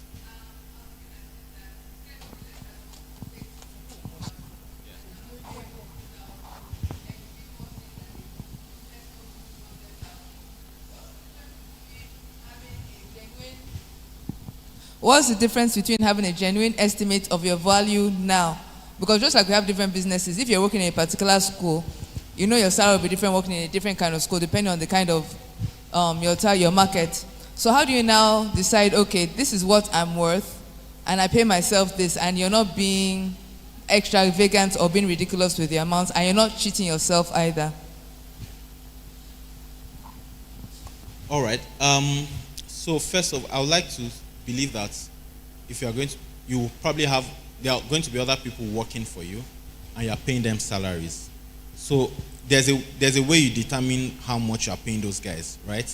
So it's the same way you are able to determine the amount you are paying those guys. You should have a way, a system, or if it's maybe calculation or anything that you have to do to say that, okay, this is how much I'm worth. You might not pay yourself exactly how much you are worth, but it could just be ideally, this is how much the business should be paying me as the chief executive officer or whatever title you like to go by, right? So just have the figure. It doesn't have to, I don't think there's anybody that will come and question you that, why are you paying this person, why are you paying yourself this amount of money? But if you just have it in your record that, okay, for this month, this is how much I should be earning. And then, but the business cannot afford it. So for now, for the business to survive, I'm not going to pull the money out. Let the business still keep surviving. But the business is still owing me some money. I hope it makes sense. Thank you. Who else has a question?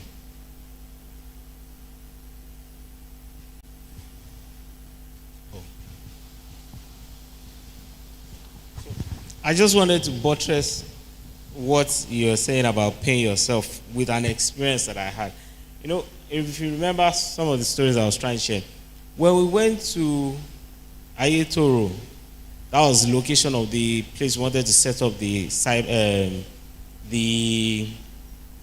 computer labs. We started at the cyber cafe, and we were 3. This was 2005. We were paying ourselves 100 naira a day. That was what we could live on, because we had limited funds, and for us to get to where we were going, we just had to decide that it's either we succeed, right, or we succeed. And for us to succeed, what we could afford, that business could afford was 100 naira a day, which thinking about it, we actually paid ourselves 100 naira a day. So we couldn't buy. You would decide whether you were going to call your people at home or have a drink and something. That business crashed. Why it crashed? Not because we were paying ourselves 100 naira. What you said. So keeping records. We built a system that after every day of running our service, we started out as a cyber cafe. A partner would go to the bank, remit all the money there so that it could reflect in the bank account. Unfortunately, so when my partner would go in the morning, because we did all-night browsing, he would forget and go and sleep and come back with the money. I would assume that he went to the bank in the morning, paid, and when he was coming back, he went to the bank again, withdrew the money, and came. That was the plan. That was not what was happening. So I was recording it on my laptop. Okay, we made this amount today.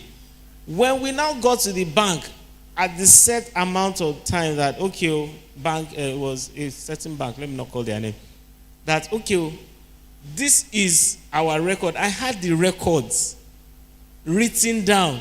They now said, bring your financial statement. When I looked at it, you can tell the story. So, From what you said and what he said, it seems to me like people want to access small money, have a bit of a challenge. Because you've been mentioning 20 million, 25 million.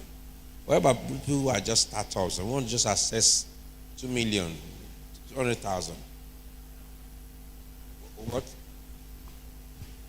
Because the financiers you brought up, it seems to me like the implication I'm getting, I may be wrong, if I'm wrong, Glory, is like they are people that give big money out. What about if you want to access small? Okay, so sorry about that. Well, maybe because most of the guys I work with are people who are trying to, but the small monies, they are also available. It's not that they don't exist. It's just that most of the time, they are not available for investment. Most people who want to provide investment, and that's because it's very tedious to do very small volume for investment. So imagine an investor wants to bring in money to your business. The same energy that will be required to do an investment of maybe $20 million is the same energy that will be required to do an investment of $200,000. So for them, it doesn't make sense, because why will you be doing small money when for the same energy and you can do big money? But the small monies it's not that they don't exist. They are there, but they are usually existing in form of loans or debts. And then there's the friends, family, and fools. So don't forget that. And to just help you properly understand it, is not, if for instance you have, and I know many of us would probably have somebody that you think, this person will probably be able to provide some funding for my business or not. But if you can give the person a structure of what your business is, the way you like to pitch to an investor, pitch to that your family member, like that you have there's clarity in what the business is, you can define the market, you know all of these things. It's not that the family, because everybody has something they want to use money to do, right? And you are trying to convince this person that this money, if you invest it in me, is going to give you returns. And if you can make that clarity, and you are not asking for giveaway, right? You are not saying dash me this money. You are saying invest this money with me, and potentially this is the expected return. And even if you need to have a legal document to have that in place, please have it. Because to be honest, I would not encourage anybody don't do word of mouth agreements. So if they are going to give you money, and this is the terms of the expected returns, make it clear. If you need to have a lawyer draft it for you, and both of you will sign and agree on it. Because that also keeps you in check. Because you know that this money that you are collecting, you have to make account for it. And you are not just collecting the money and decide maybe to first go and eat one very fantastic meal immediately. So those are the things. It's not, and not to limit, so the reason why I was making all those ones is not to limit your scope as well. Because if you really want to do it big, you know what the options are. But if you are starting out small, just make it simple and plain. Don't assume that this person has money, the person should be able to give me. You have to be able to convince the person, because the person is the money that they've worked and sweat for, and then you are just coming and they should just give you out of faith. I don't think it works like that, right? So that's that. Then there are federal government funds that also come up. Sometimes that can be quite difficult to access because there's a ton of people that are trying to apply. But then, if you also have maybe a very clear business plan, it's going to be easy. somebody needs to be convinced that this person knows what they are doing, right? So if you are able to make that conviction, it's going to be easier for you. There are people I know people that they apply for almost everything and they're always getting it. But that's because all of that background homework, they have it. If you call them in the middle of the night, what was your profit maybe so year? They will tell you what was the overhead cost. They have all those numbers, and it's easy for them to just make a case whenever they need. So if you are able to make a case properly in terms of your business plan, your business model, there's clarity in your target, in who you are targeting, in who the audience is, it's going to be very easy. Maybe not very easy, but it's going to be way easier. Sir, I want to help you. So, who is looking for like 100K? Is that what you are saying, sir? 100K, 200K, naira, not dollars, right? Because when you said $20 million, you brought that $200,000. Now we are talking about naira. Look, sir, I'm sure you would have said this to us some time back. You start small. When God was creating the earth, he didn't have money. But he went ahead. And look at where we are. We are children of God. You don't have to have money. All you need to do is step out. But hey, somebody is going to ask me that, but you need money to produce. Look, there is a popular doctor in Lagos who is into catering, Dr. Robert. People might know him. He started his business while he was in school. While he was in medical school, he would cook for his friends. He kept on cooking for this one. He had money. His pocket money was what was using. Or somebody would say, okay, come and cook for me. And he proved to his friends and family that when I mix ingredients together, you will give me your birthright. Right? To the point that when he graduated, people had just told him, Dr. Robert, go into catering. And he was a very good doctor. Not that he was missing classes or anything, but he started small with nothing other than his own food and other people's food. So the question will be, where are you? You don't have anything. What do you must have something in your hand. That is where you start. Then you start building social capital. Because for you to go to friends and family, there's capital that you have to exchange. If you've been a bad person to friends and family, nobody is going to invest in you. So you need people. But you have to behave. You have to be goodly, or you have to be, is it goodly behaved? Yes. If it's wrong, let us borrow that. I know you are a teacher, but you have to behave yourself amongst friends, because you never can tell who you are going to require help from, right? And that is when they will say that, I'm going to give you money. That's what you need. You need salvation is free, but Jesus paid the price.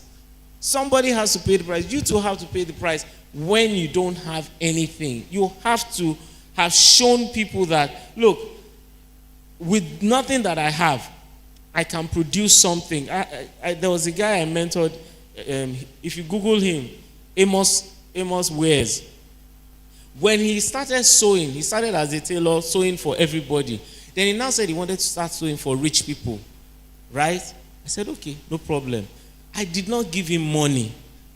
What I gave him were books. Okay, this is how the rich talk. You want to sell with my friends that buy Rolls Royce? Fine. This is their language. Learn their language first. And by the time I took him through those courses, the first person he went to meet was in church. He had experimented with me, right? With my own material, because I did not give him money. He sold for me. It was terrible. But because it was in-house, I allowed it. He made mistakes with me and corrected it. By the time he went, when he was ready, he met the person that he was meant to meet. He did not ask for money. All he said that, remember I said, I taught him how to speak the language. He went to the kind gentleman and said, "Sir, I know you value time, quality, and something else. There's time, quality, and integrity. Based on those three things, sir, I want to push my service to you. I'm a tailor.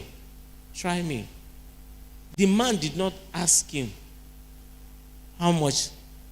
It was after I said, "You say you sew in 3 weeks?" "Yes, sir." This. He said, "How much?" Eventually, 35,000. This was someone that was sewing for 5,000. He jumped to 35,000. Now, this boy from Mushin has been to Kenya, has been to the UK, is meant to go to America. He has been to Dubai from Mushin. You don't have to have anything, right? You start with by being good with what you have in your hands. Then people that have that 200,000 naira, that have materials for you, they will invest in you. That's how this world works. Thank you.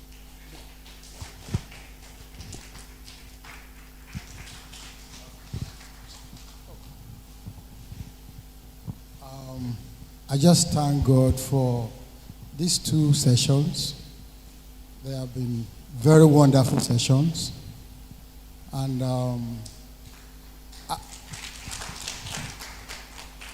we just thank God.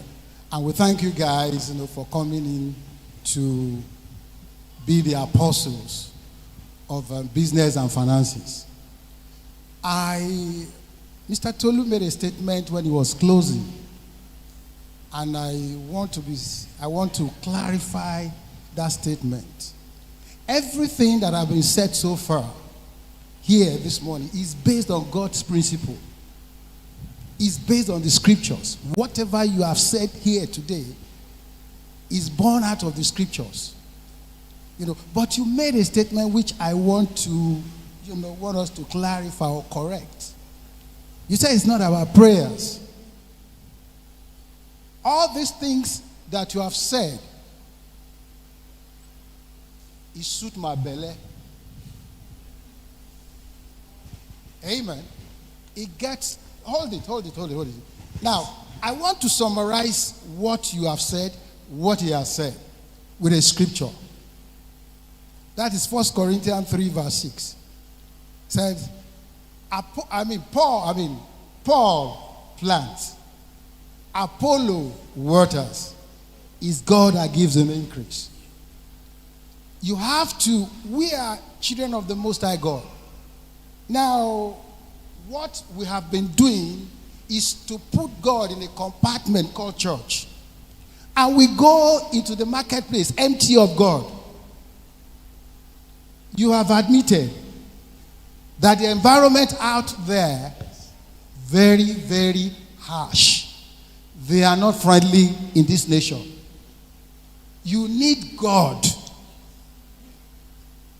And now, I'm here this morning. Under very normal conditions, I will not be here.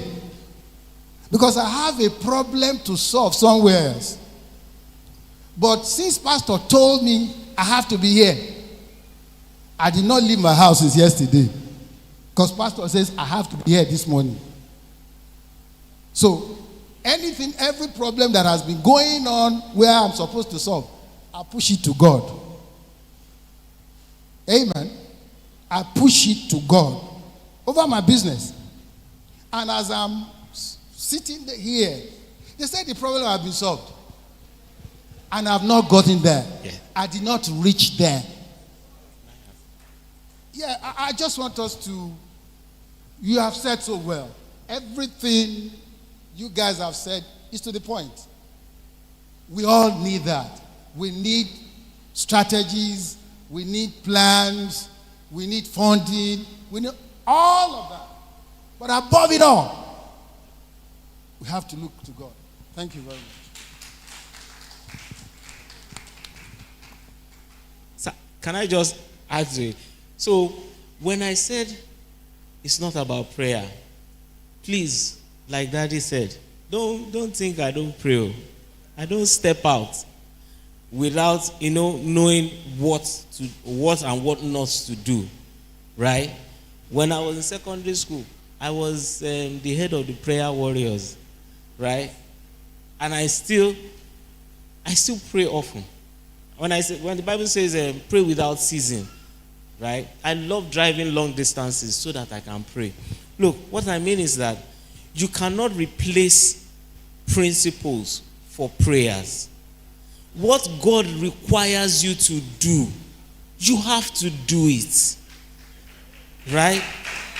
And the only way you can get to know what God requires you to do is for you to pray. It's in the place of prayer.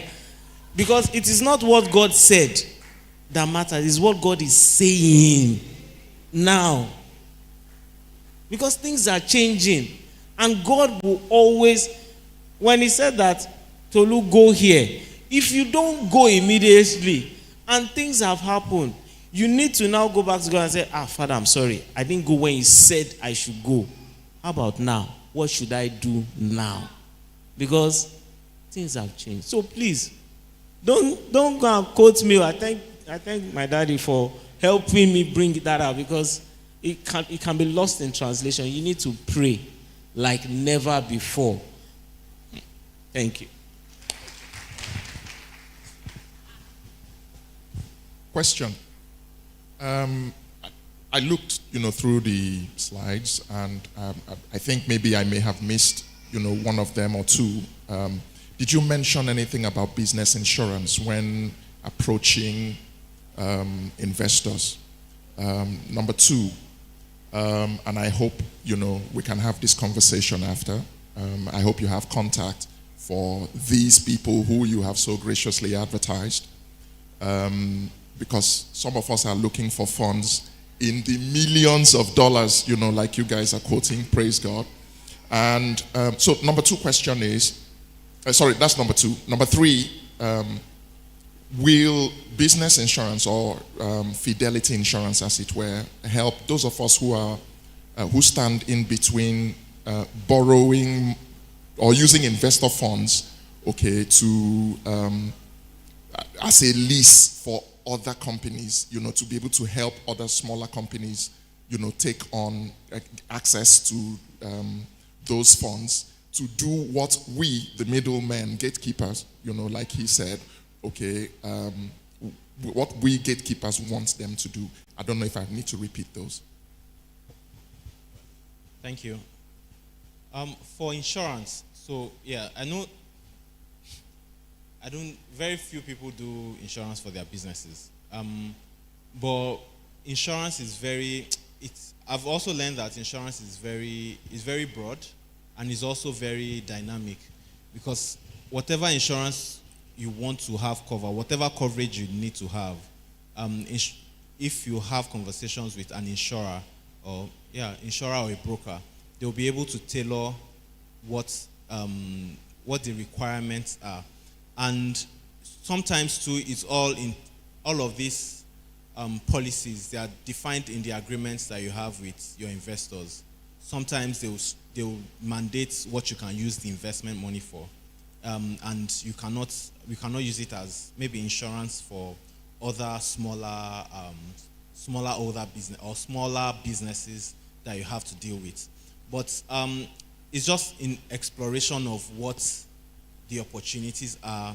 There are so many dynamics around how insurance works, and but I'm sure that conversation with an insurance professional or a broker will really help to tailor out all of that, and I'll be very happy to make the contact.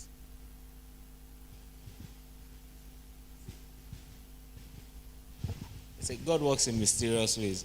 And one of my senior sorry, Auntie. Exactly what you said. One of my partners was trying to explain it to me. We were coming out from a trade fair on Thursday, right? And this particular thing you said was the solution he designed for Cornerstone Insurance. So I'm sure I can connect you to the person, because that's not my forte. When he was explaining it, he was just going above my head, because that's like complex. You get money to insure, you insure money. And I said, okay, fine. I've never met any client like that, but it sounds good. So there is, like I was saying, there is money for everyone. So yes, sir, I will be happy to connect you with them, and you can have a conversation with the MD of Cornerstone.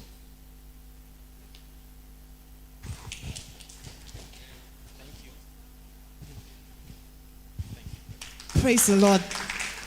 A round of applause for the speaker, Mr. Olushesi. And as was said with the first speaker, if you need to get their numbers so that they can give you one-on-one counseling or whatever, feel free to do so. This is the reason why we're here, to network and to... at this moment, we're going to be going on a break for like 10 minutes. I want to admonish us not to be in a hurry to go, because the next session is going to be a panel discussion. And this is where so many of us have some personal questions that we need to ask. That's not just about finance and writing a plan. So this will be the opportunity for you to ask your own personal where you are at the moment, because the people that will be talking, the panelists, are going to be people who will, they are versed in different areas of business that you can actually, glean from.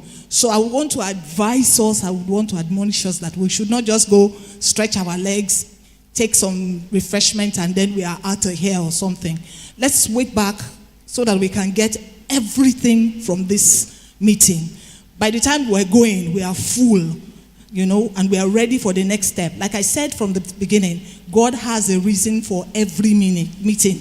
This meeting is not just for play. It's for us to take hold of the things that we are going to be learning and to run with them.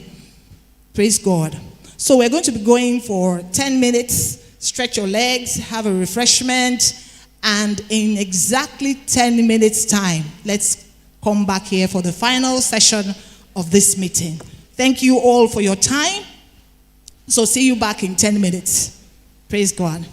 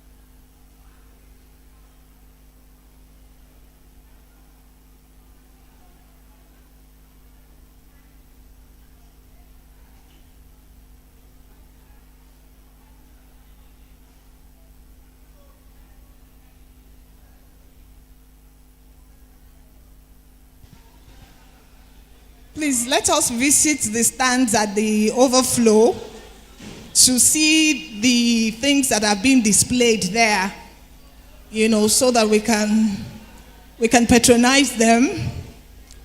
They are here to let you know that they exist. Someday it might be your products that will be out there. So you start by encouraging somebody else now. So let's visit the stands and just at least find out what they do, what are their products about, and all of that. We can even learn a few things from them as well. Thank you.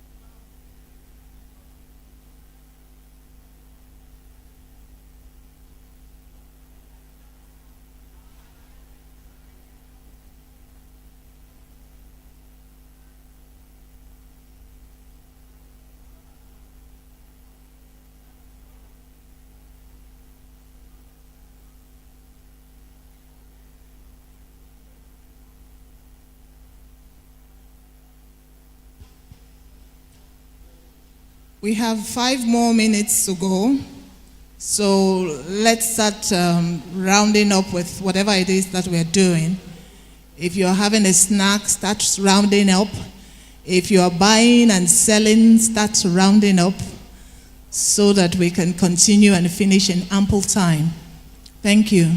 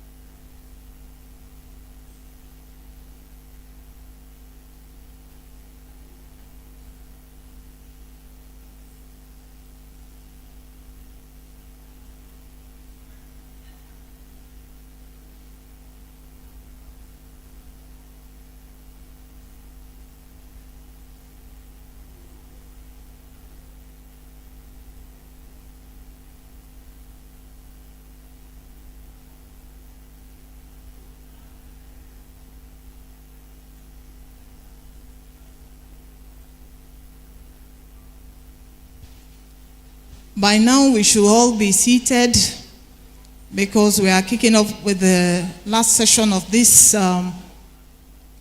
meeting. And it will be nice to come in on time so that we can give you the contacts of the 2 speakers we earlier had, if you would like to get in touch with them. So we're waiting to have a fuller house so we can get that across to us. For as many of us that need further help or counseling as to whatever it is that we're needing help for, we want to give you their details. And the reason why you are getting this privilege is because you came to this summit today. So if you're going to get in touch with any of the speakers, we'll advise that whether you are getting in touch with them through their phone numbers or you are getting in touch with them through their mails, make sure that you tell them that you were at this meeting. That will further, give you their 100% attention. Because that is what they have informed us, that as long as whoever it is from this meeting, they're going to attend to you 100%. So when you're getting in touch with them, either you're making a call or you're getting in touch with them through their mails, make sure that you tell them that I got your number at CCIC Business Summit 2022, where they came to have a talk. Make sure that you don't give that out. Very important. If you are still outside, kindly make your way in now. The earlier we get that done, the earlier we get started with the final session. So let's do that quickly. Can we suspend all the talking and discussions outside so that we can start off immediately?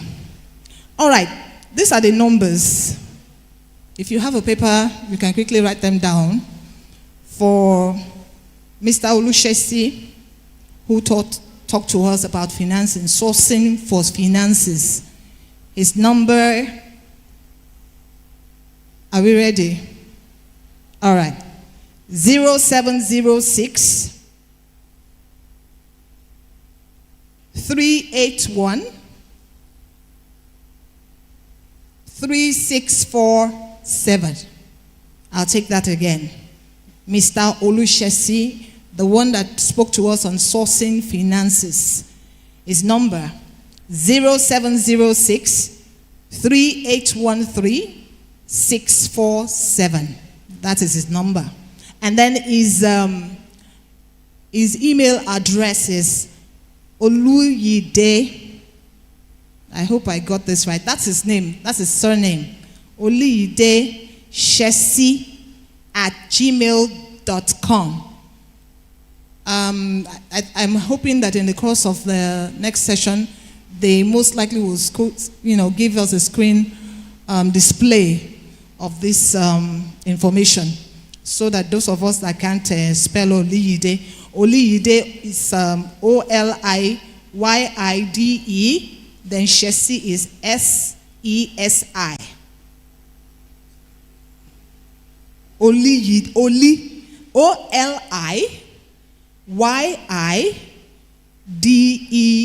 for Oluyide, then Shesi is SESI @gmail.com. That is for, and then for the next person who spoke to us about writing a business plan. This is handwriting. Lord help me. Okay, let me give you his numbers first. 08033. Did we get that? That's for Mr. Tolulokpe. Yeah? 08033 002 886. I'll run it again. 08033 002 886. And then another number of his is 0809 850 5674. Take that one more time. 0809 850 5674. And his email ad. There are two of them, so I'll take one. The one that is very clear here. Tolu5alive@gmail.com. Tolu5, like as in you don't spell the 5, it's number 5. Yes. Tolu number 5 alive@gmail.com. Then there's another one, I think I can see this now. It's Tolu Akinton at 50 KMPH. Let me take that again, sorry. Tolu Akinton at 50kmph.com.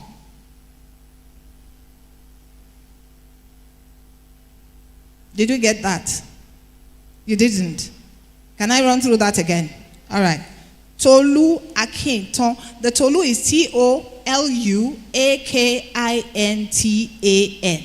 Akinton at 50km, M as in man, PH. Okay. .com. So kilometer per hour. 50 kilometers per hour. In fact, some people have decoded it already. All right, so that is for Mr. Tolulope Akinton. Where did everybody go? Please, can we come together? Let's come together so that it won't look too scanty. Let's not be scattered. Let's come closer. If there's an empty space in front of you, like we said the first time, let's fill the empty spaces up so that we'll all be together. All right. Okay.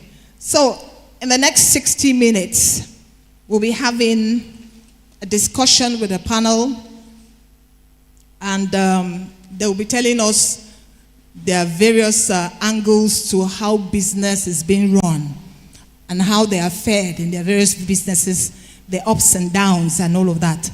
And we want you all to feel free to ask questions, because it wouldn't do us any good to come here and we leave and we have not gone with something that we can work with. Like we keep hearing in the house that God is about to bring up billionaires in our midst. It's not just going to fall on our heads. We're going to take steps. We're going to take some risks. So we're going to learn and glean from this set of people that will be called up, entrepreneurs that will be called up in a bit. Okay, I think I have our attention, so we can start off with that next segment immediately. All right, as we did with the two speakers we had earlier, we're also going to be getting to know our panelists. Like I said, who is the person talking to me? Yeah. So we're starting off with our own brother in the house, one of our brothers in the house, in the person of Mr. Michael Chijioke Nwago. He's a business expert, ranked top 1% business strategist by LinkedIn. That's huge. He's AKA Oga Mike, and he's a business owner and business strategist with a background in system integrations. His career has influenced across several industries, including banking, healthcare, and telecoms. He is passionate about helping his clients, students, and followers learn the business and leadership strategies in righteousness to succeed no matter what their marketplace does. He is passionate about working with and walking in the Spirit. So let's make a warm welcome, as we did with the others, Mr. Mike Chijioke Nwago. So you just take a seat comfortably. Thank you for coming. And our next panelist is also one of our own, our Pastor Bolatito Adekunle. He's a trained avionics engineer. He worked with the defunct Nigeria Airways and Hero Contractors Nigeria Limited. Pastor Bolatito Adekunle was formerly a principal partner AISA Associates of Maryland, USA, a trading company. He presently serves as a partner with Renewed Vision Enterprises, an entity concerned with garment making and printing. That is what he does right now. So those of us that are in the garment business, you're going to be learning from, you can draw from him as we have this talk. So let's put our hands together. He's already seated. Thank you, sir. Thank you, sir. All right. And last but not the least is our guest, the person of Pastor Mojisola Abbas. She holds a higher national diploma in accounting and a master's in business administration. She worked in several industries as management accountant between 1980 to 1996, and as a managing director at Leiden Limited from 1997 to 2011. She's presently a managing director at Wealth Lake Industry Limited, Fund Wealth Lake Agro Processes, and a role she has occupied since 2004 and 2018, respectively, till date.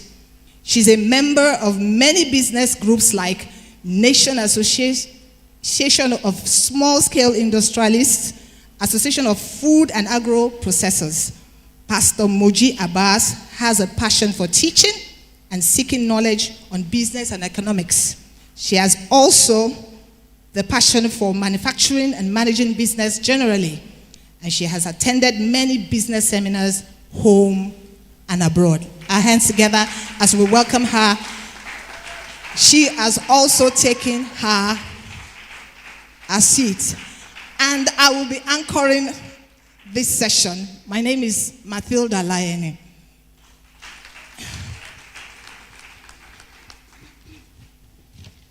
All right. I think they will have you have to pick a microphone each, so that once it's time to talk, you wouldn't need to. All right. Okay. So first and foremost, I know we've read out your profiles, but we'd still like to know more about you from your own perspective. So let's have a self-introduction by each of you, starting from the woman, our pastor, Mogu. Did I get it? All right. Yes. Pastor Mogu Abbas. Good afternoon, everybody. You are all welcome to this gathering. It's an impactful one. I've learned a lot since morning, and I'm happy to be here. Like it's been said, my name is Pastor Mogu Abbas of Christ Chapel International Churches. And I've been in business since 1997, manufacturing, to be precise. I am one of the initial producers of pure water, which I managed for 11 years in Lagos before I came to Ibadan, and I still have the company running right now. In 2018, I floated another company, Westlake Agro Processing, for the manufacturing of sauces, So we have one already in the market.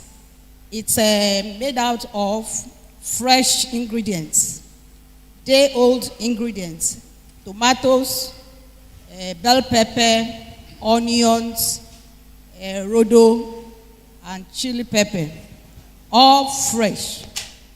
And why we did that was to get people to start eating well. A lot of people use all these tomato mix that are chemically infused, and a lot of, when you open them, you see the color that it has nothing to do with pepper, but families eat it and all that. So we now look at it and say, well, we can actually do something fresh, and we started toying with that in 2018, and by the grace of God, in 2020, we registered it with NAFDAC. And it's available in the market right now. Thank you so much. Thank you, Ma. Okay, straight away we go to Pastor Bolatito Adekunle. My name is Bolatito Adekunle. And I'm a trained avionics engineer. Avionics means every electronic that works in the aircraft. That was what I was trained to handle. And I started a business back in 1983, exporting garments to the United States of America. We had a company called Aisha Associates, based in Maryland, USA. For 15 years, we were part of New York boutique shows. The New York boutique shows is where all garment manufacturers all over the world come to showcase their products. at least once in a year. We were part of that group for 15 years with only 2 Nigerians, 2 African countries, 2 African companies participating. And we happened to be one of those African companies at that point in time. And the business ran out. The business ran out, so we started the Nigerian company called Renewed Vision. You know, the Renewed Vision is into garment manufacturing, and right now we are into printing. That's who we are right now. Thank you, sir. Thank you so much. A round of applause. Thank you. All right, so we'll have Mr. Mike Mogu.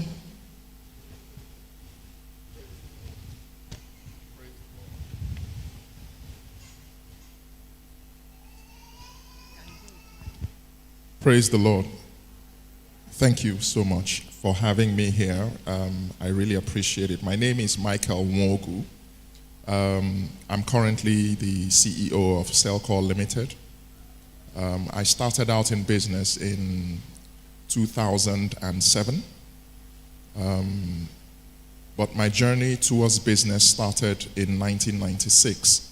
I was an undergraduate at the time. And I had a big dream to facilitate the internet, which was budding at the time. I had forged a company in my mind. I didn't register it. It was supposed to be called Cyberspace.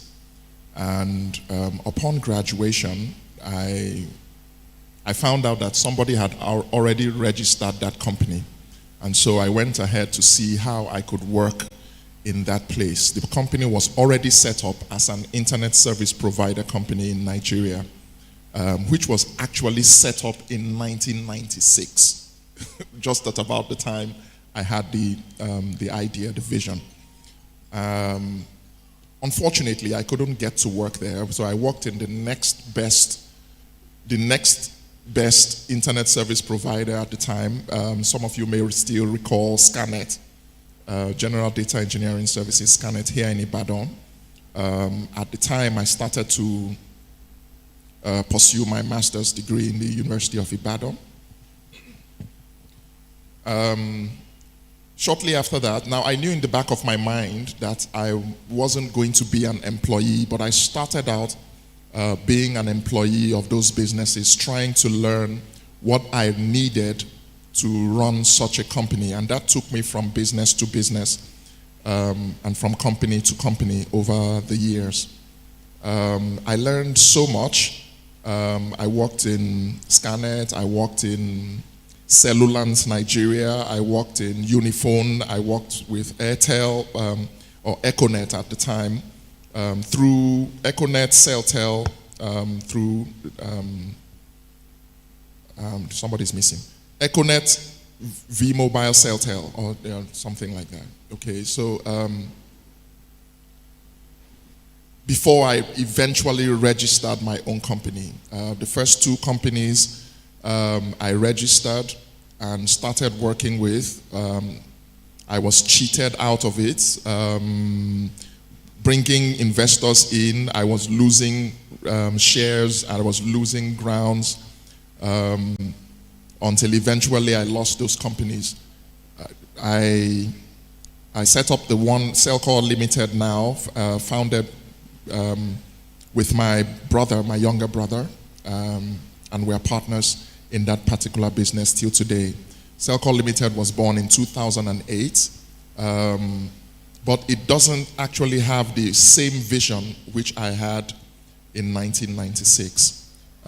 Suffice it to say that I still have in the back of my mind to get to that business eventually, but that's not where I am now. So I don't want you to look at it that I have arrived, but this is me on the journey to where I saw myself in 1996. Thank you. Thank you so much. This way you'd see that the panelists we have, they actually cut across the kind of businesses that one would want to know about. If it's in the government industry, you have somebody here that you can find out a few things from. The manufacturing company, in terms of food, there's somebody here too that can attend to that. And then communication, there's also somebody seated here that we can find out one or two things from. So straight away, we're going to ask all three of our panelists the same question. What made you go into business? What made you go into business? Thank you. Well, when I took up employment with AG Leventis in 1981, and somehow I was transferred to one of their companies, Caparia, Nigeria Limited. They manufacture carpets in Ibadan here. So my exposure at Caparia, spurred my interest in manufacturing. I could see how they put things together and something else come out, and I found it very, very interesting. So I started developing interest in manufacturing. And I didn't have that opportunity until 1997, that a friend of mine was leaving the country. She registered a pure water company. And I just left my job and I was coming back to take another employment. When she told me that she was going back to America, the whole family was going, they are settling, and that company is there, and she knows that I could handle it. Because now and then, we discuss, I give her, some assistance and all that. So I looked at it. It was nothing. It was on ground -0. But I took up the challenge, and I took up the company and I started managing it. For the first 1 or 2 years, I couldn't make anything out of it. But because of my passion and my hunger for manufacturing, I stood my ground. So I was doing some other petty things to make money, So and then I network a lot. So a group was formed of people who were producing pure water at that time. I joined them with the main interest of knowing how it works. So I was involved. I became an executive of that, and I started learning fast. So my interest grew, and I enjoyed every bit of it. So what made me to do it was the passion I have for manufacturing from my working experience. Thank you so much, Ma. So we'll have Pastor Tito's comments on. Well, my paternal grandmother was a traditional dyer. She dyes cloth. And the few times I spent in the village, I used to be by the dyeing pot. So I took interest in the dyeing business. A little boy, each time I come home, I would just stay with her, I'll put my hands in the dyeing pot, and so I took interest in dyeing of clothing. By the time I got into the high school, my mother was actually selling dyeing clothing. So I started gathering dyeing clothes all around me. I would buy them from my mother. I would tell them I want to send it to my friends. I was just keeping all these things until I got into the higher institutions. I gathered all of them together. And if I run into any person from the United States of America, I will just dash them, and I will see how they are excited about this stuff. So the artistic, thing just started swelling inside of me. Now, when I left school, I joined Nigerian Airways. And the first holiday I had, I traveled to the United States of America. And with that kind of outlook.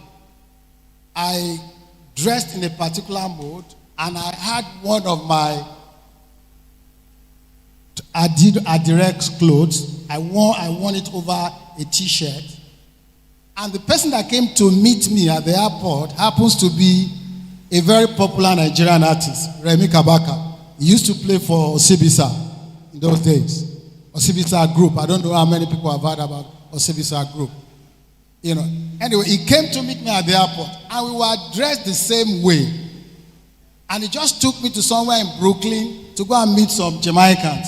They were very excited to see us. Say, oh, where did you get this kind of clothing from? Where did you get this from? Then I told Egbon Remi, I said, Egbon Remi, I can go back to Nigeria and bring this stuff home. He said, can you do that? I said, yes. He said, you know, so I went back the following week, came back to Nigeria, and then I went to Yaba to pack all this Adire stuff, and I took it back. That was how we started selling them. Now, at that point in time, 1,000 naira. For 1,000 naira, you are going to get $1,500 for 1,000 naira, which means at that point in time, the naira was stronger than the dollar. So it was not out of making money, but, you know, out of that excitement that this thing can sell. You know, I have a customer. So I came back to Nigeria and I packed all this stuff, and lo and behold, we started trading. Now, I used to have a friend that was in UI at that point in time. He wanted to go for his master's in the US. And anybody that knows Remi Kabaka was not stable. He has already left New York to California. But this, my other friend, he came for his master's in the US. He became my partner. So we started selling all this stuff until eventually we got into the New York Boutique Show. New York Boutique Show is one of the biggest apparel, display in those days. The biggest. Everybody from all corners, they come there. And at that point in time, we were only the only African company that would come there. For 15 solid years, we were there. Now, what took us out of that projectile is the fact that where we were coming from, Nigeria, we could no longer meet the demand. We could no longer meet the demand of our customers in the US. Now, it's like we come in Nigeria in January. We come into Nigeria in January to come and produce, to supply them in March. When you go from Lagos, Kano, you cannot get tailors. We cannot get tailors to meet our demands. So we now started to look for a place to be sewing in the United States of America. That was how the thing could not match again. We were edged out simply because we could no longer meet the demand. It is very unlike these days that, now from Akwa Ibom to the north, I know how many, tailoring companies that we have now that can help us, but they were not in existence at that point in time. So we were not able to go to the next stage. The next stage was to enter the major stores. We were not able to do that. So the business could no longer go as planned. We started coming back to Nigeria, but Nigeria was too caustic. It was a caustic situation that we met on ground here, And then from then on, we started, into some other things. But right now, we are back on that again. By the grace and mercy of God. Praise God. In fact, some of us will be wondering, is it possible that there won't be tailors that can sew? I will tell you outrightly, there are tailors and there are tailors. And the truth is that when you are going to go into that kind of market, they are looking for the best. The Americans will check everything, to the minutest. Am I saying it? Yes. That is the thing. Standard is very key for them. So they're not just looking for you to sew just whatever you feel like sewing, and then you come and say, after all, it is African. No. It must still meet the standard. So I understand what he means when he says that he checked the whole of, as in back in the days. I think we are doing better now. I mean, we are doing really, really well now. Some of us are going to international, exhibitions and all of that. But back then, I'm sure the standard was the issue, So let's hear from Mr. Mike Mogu. Thank you so much. I went into business mainly because I had a dream. In 1996, an undergraduate, internet of computers, because that's really what it was. The internet of computers was just coming into the country, and I was opportune to be in the university where we were financed by Shell Petroleum, who set up the laboratory. We had the fastest computers in the country at that time. The Pentium 286 computers were the fastest anywhere, and we had over 100 of them in our laboratories. And so I had a dream, not of internet of computers, but an internet of people, interconnecting people. Today we have the Internet of Things. In the near future, we are going to have the Internet of Everything, okay? And perhaps after that, we will have the Internet of People, where it will ripen what I had dreamt of, okay, to play. I'm sure everyone has heard about the metaverse. It's really an interconnection of people and things, okay? So because of that dream, I started out in business, but I did not immediately go into the business because there was much I needed to find out about actualizing that dream. And so, off the bat, I knew I wasn't going to be an employee in as much as I still applied for work with Shell Petroleum, Ajip oil company. I got an offer even from Shell Petroleum, and they wanted to make me a teacher in Shell Petroleum, and turned it down. Not because I didn't need the money at the time, but because it was going to derail my pursuit. I fell out with my family because, I start somewhere first, and so there were a number of people who did not take that lightly within my immediate family. But that said, I pursued the dream by keeping it, before my eyes, and making sure and deliberately I was learning those things that I needed to know to set up that particular dream. Like I said earlier, I'm not there yet, but I still have it in view that sometime in the near future, when the internet of people becomes the in thing, I will be the forefront making that happen. Amen. Amen. All right. The next question will be directed to Pastor Abbas. Because most times we're always wondering, somebody will come up and say, I'm an entrepreneur, I do business, and, trying to give some form of clarity to that. Is there any difference between an entrepreneur and business? I'm doing business, and then you are an entrepreneur. Is there a difference between the two? If there is any, you could expatiate and let us